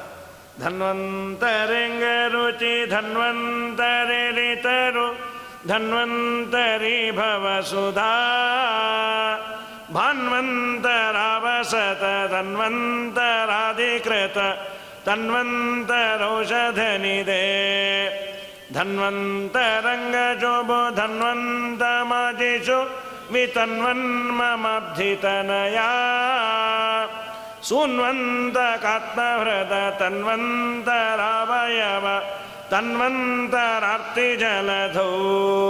ಹೇ ಧನ್ವಂತರಿ, ಧನ್ವಂತರೇ, ಅಂಗರುಚಿ ಧನ್ವಂತರೇ, ಕಾಂತಿಯುಕ್ತವಾದ ದೇಹವುಳ್ಳ ಭಗವಂತ, ನನ್ನ ಪಾಪಗಳನ್ನೆಲ್ಲ ನೀನು ದೂರ ಮಾಡು, ನನಗೊಂದು ನೀನು ದೋಣಿಯಾಗು, ತರೀಭವ, ಸಂಸಾರ ಸಾಗರವನ್ನು ದಾಟಲಿಕ್ಕೆ ನೀನೇ ದೊಡ್ಡ ದೋಣಿಯಾಗು. ನಿಜವಾದ ಸಂಪತ್ತು ಆರೋಗ್ಯ, ಅದು ಒಂದು. ಇನ್ನೂ ಒಂದು ಸಂಪತ್ತು ಅಂದರೆ ಆಯುಷ್ಯ. ಆಸೆ ಇದೆ, ಆರೋಗ್ಯ ಇದೆ, ಆಯುಷ್ಯವೇ ಇಲ್ಲಾಂದ್ರೆ ಏನು ಸಾಯಬೇಕು? ಈ ಜಗನ್ನಾಥದಾಸರೇ ಹೇಳಿದ್ದಾರೆ, ಆರೋಗ್ಯ, ಆಯುಷ್ಯ, ಐಶ್ವರ್ಯವೆಂಬ 3 ವಿಧ ಸಾಧನಗಳು ನಾರಾಯಣನ ಭಜಕರಾದವರ ಸಾಧನಕ್ಕೆ ಪೂರಣವಾಗಿಪ್ಪವೋ. ಗೋಪಾಲದಾಸರು ಜಗನ್ನಾಥದಾಸರನ್ನು ಕೂಡಿಸ್ಕೊಂಡು ಅವರಂತಾರೆ, ನಮ್ಮಪ್ಪ ಎನ್ನ ಭಿನ್ನಪ ಕೇಳೋ, ಧನ್ವಂತ್ರಿ ದಯ ಮಾಡೋ, ಸಣ್ಣವನು ಇವ ಕೇವಲ, ಬನ್ನ ಬಡಿಸುವ ರೋಗವನ್ನು ಮೋಚನೆ ಮಾಡಿ ಚೆನ್ನಾಗಿ ಪಾಲಿಪುದೋ. ಆಯುಷ್ಯವೇ ಇಲ್ಲಾಂದ್ರೆ ಏನು ಸಾಯ್ಬೇಕ್ರಿ? ಏನೋ ಸಾಧನೆ ಮಾಡಬೇಕು ಅಂತ ತುಂಬ ಅಪೇಕ್ಷೆ ಇದೆ, ಆಯುಷ್ಯವೇ ಇಲ್ಲ ಅಂದರೆ. ಆರೋಗ್ಯ ಒಂದು ಸಂಪತ್ತು. ಸ್ವಾಮಿ ಆಯುಷ್ಯ ಕೊಡು. ಆರೋಗ್ಯ ಆಯುಷ್ಯ ಎರಡೂ ಕೊಟ್ಟು ಸುಮ್ಮನೆ ವೇಸ್ಟ್ ಮಾಡಿದ್ರೆ ಅದರಷ್ಟು ದೊಡ್ಡ ವಿಪತ್ತಿಲ್ಲ. ಹಾಗಾಗಿ ಒಳ್ಳೆ ಜ್ಞಾನ ಸಂಪತ್ತನ್ನು ಕೊಡು. ಆ ಜ್ಞಾನ ಸಂಪತ್ತು ಅದಿದ್ದರೆ ಈ ಸಂಪತ್ತು ನಗಣ್ಯ ಅಂತಾನಾಗತ್ತೆ. ಮತ್ತು ಈ ಸಂಪತ್ತು ಬೇಡ ಅಂದ್ರೂ ಬರುತ್ತೆ, ಒದ್ದಂಟೆ ಡಬ್ಬು ಬೇಡ ಅಂದರೂ ಬಂದೇ ಬರುತ್ತೆ. ಅದು ಎಷ್ಟು ಸಂಪತ್ತಿದ್ರೂ ತಿನ್ನೋದು ಇಷ್ಟ ಇಲ್ಲೇನ್ರಿ? ಏನು 8 ರೂಮ್ ಮನೆ ಅಂಥೇಳಿ 10 ನಿಮಿಷಕ್ಕೆ ಒಂದೊಂದು ರೂಮಲ್ಲಿ ಏನು ಬಿದ್ದುಗೋಮಲ್ಲ, ರಾತ್ರಿ ಒಂದು ಕಡೆ ಮಲಗಿ ಬೆಳಗ್ಗೆನೇ ಹೇಳೋದು. ದೇವರನ್ನು ಸ್ವಾಮಿ ನಿಜವಾದ ಸಂಪತ್ತು ಅಂದರೆ ಆರೋಗ್ಯ, ಐಶ್ವರ್ಯ. ಎಲ್ಲಕ್ಕಿಂತ ಹೆಚ್ಚು ಆರೋಗ್ಯ, ಆಯುಷ್ಯ. ದೊಡ್ಡ ಸಂಪತ್ತು ಅಂತಂದರೆ ನಿನ್ನನ್ನು ತಿಳಿಯುವ ಭಾಗ್ಯ, ನಿನ್ನನ್ನು ತಿಳಿದವರ ಸಂಘ. ಅಷ್ಟನ್ನು ಕೊಡು, ಅದಕ್ಕಿನ್ನ ದೊಡ್ಡ ಭಾಗ್ಯ ಇನ್ಯಾವುದೂ ಇಲ್ಲ ಅಂತ. ಇದನ್ನು ಕೊಡಬೇಕು ಅಂದರೆ ಜನ್ಮಾಂತರದ ಪಾಪಗಳು ಹೋಗಬೇಕು. ಅದು ಹೋಗಬೇಕು ಅಂದರೆ ಆ ನಿಯಾಮಕನಾದ ದೇವರನ್ನು ಪ್ರಾರ್ಥನೆ ಮಾಡಬೇಕು. ಸಿರಿನಿಲಯನ ಗುಣಗಳ ತಿಳಿದು ಭಜಿಸುವುದೇ ಫಲವಿದು ಬಾಳುವುದಕ್ಕೆ ಅಂತ ಹೇಳಿದ್ದಾರೆ. ನಾಳೆಯಿಂದ ಪದ್ಯಗಳನ್ನು ನೋಡು, ಏನೇನು ಮಾಡಿದ್ರೆ ನಮ್ಮ ಜನ್ಮ ಸಾರ್ಥಕವ, ಇದು ಮಾಡಿದ್ದೀವ ಬಿಟ್ಟಿದ್ದೀವ ಅಂತ. ಶ್ರೀಕೃಷ್ಣ ಅರ್ಪಣಮಸ್ತು.